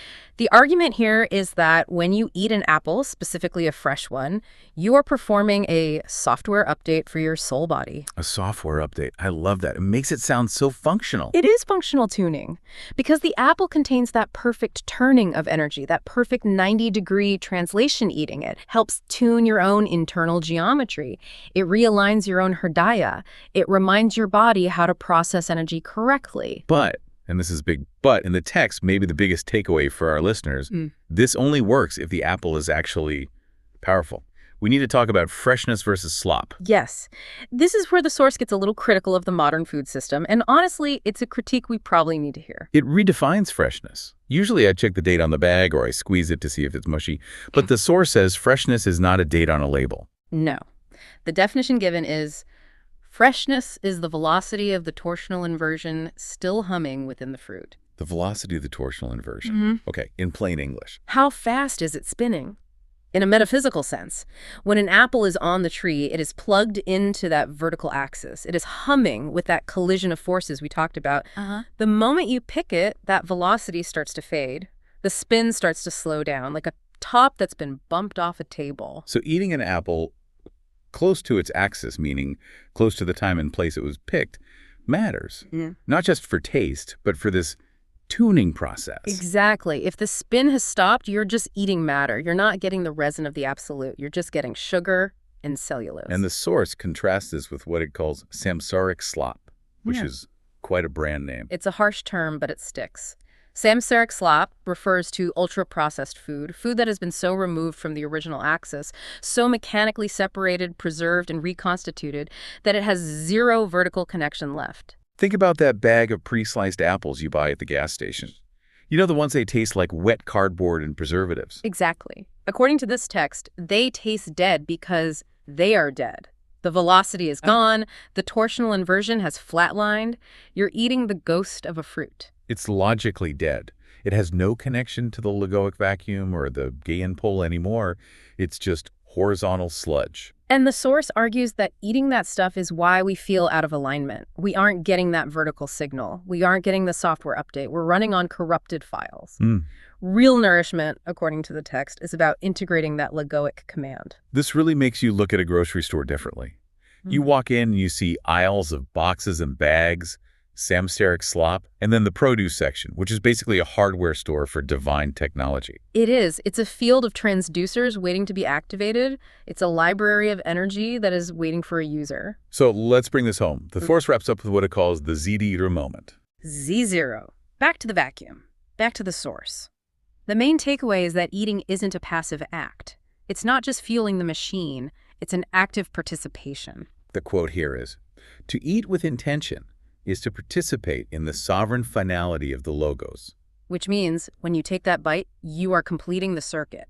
The universe went to all this trouble descending from the vacuum, spiraling down, pulling up from the earth, creating this torus, breaking the energy just so you could consume it. And by consuming it, you return that energy to the cycle. You become the next step in the process. Precisely. You are the vessel where the alchemy is completed. Without the eater, the apple is just a suspended potential.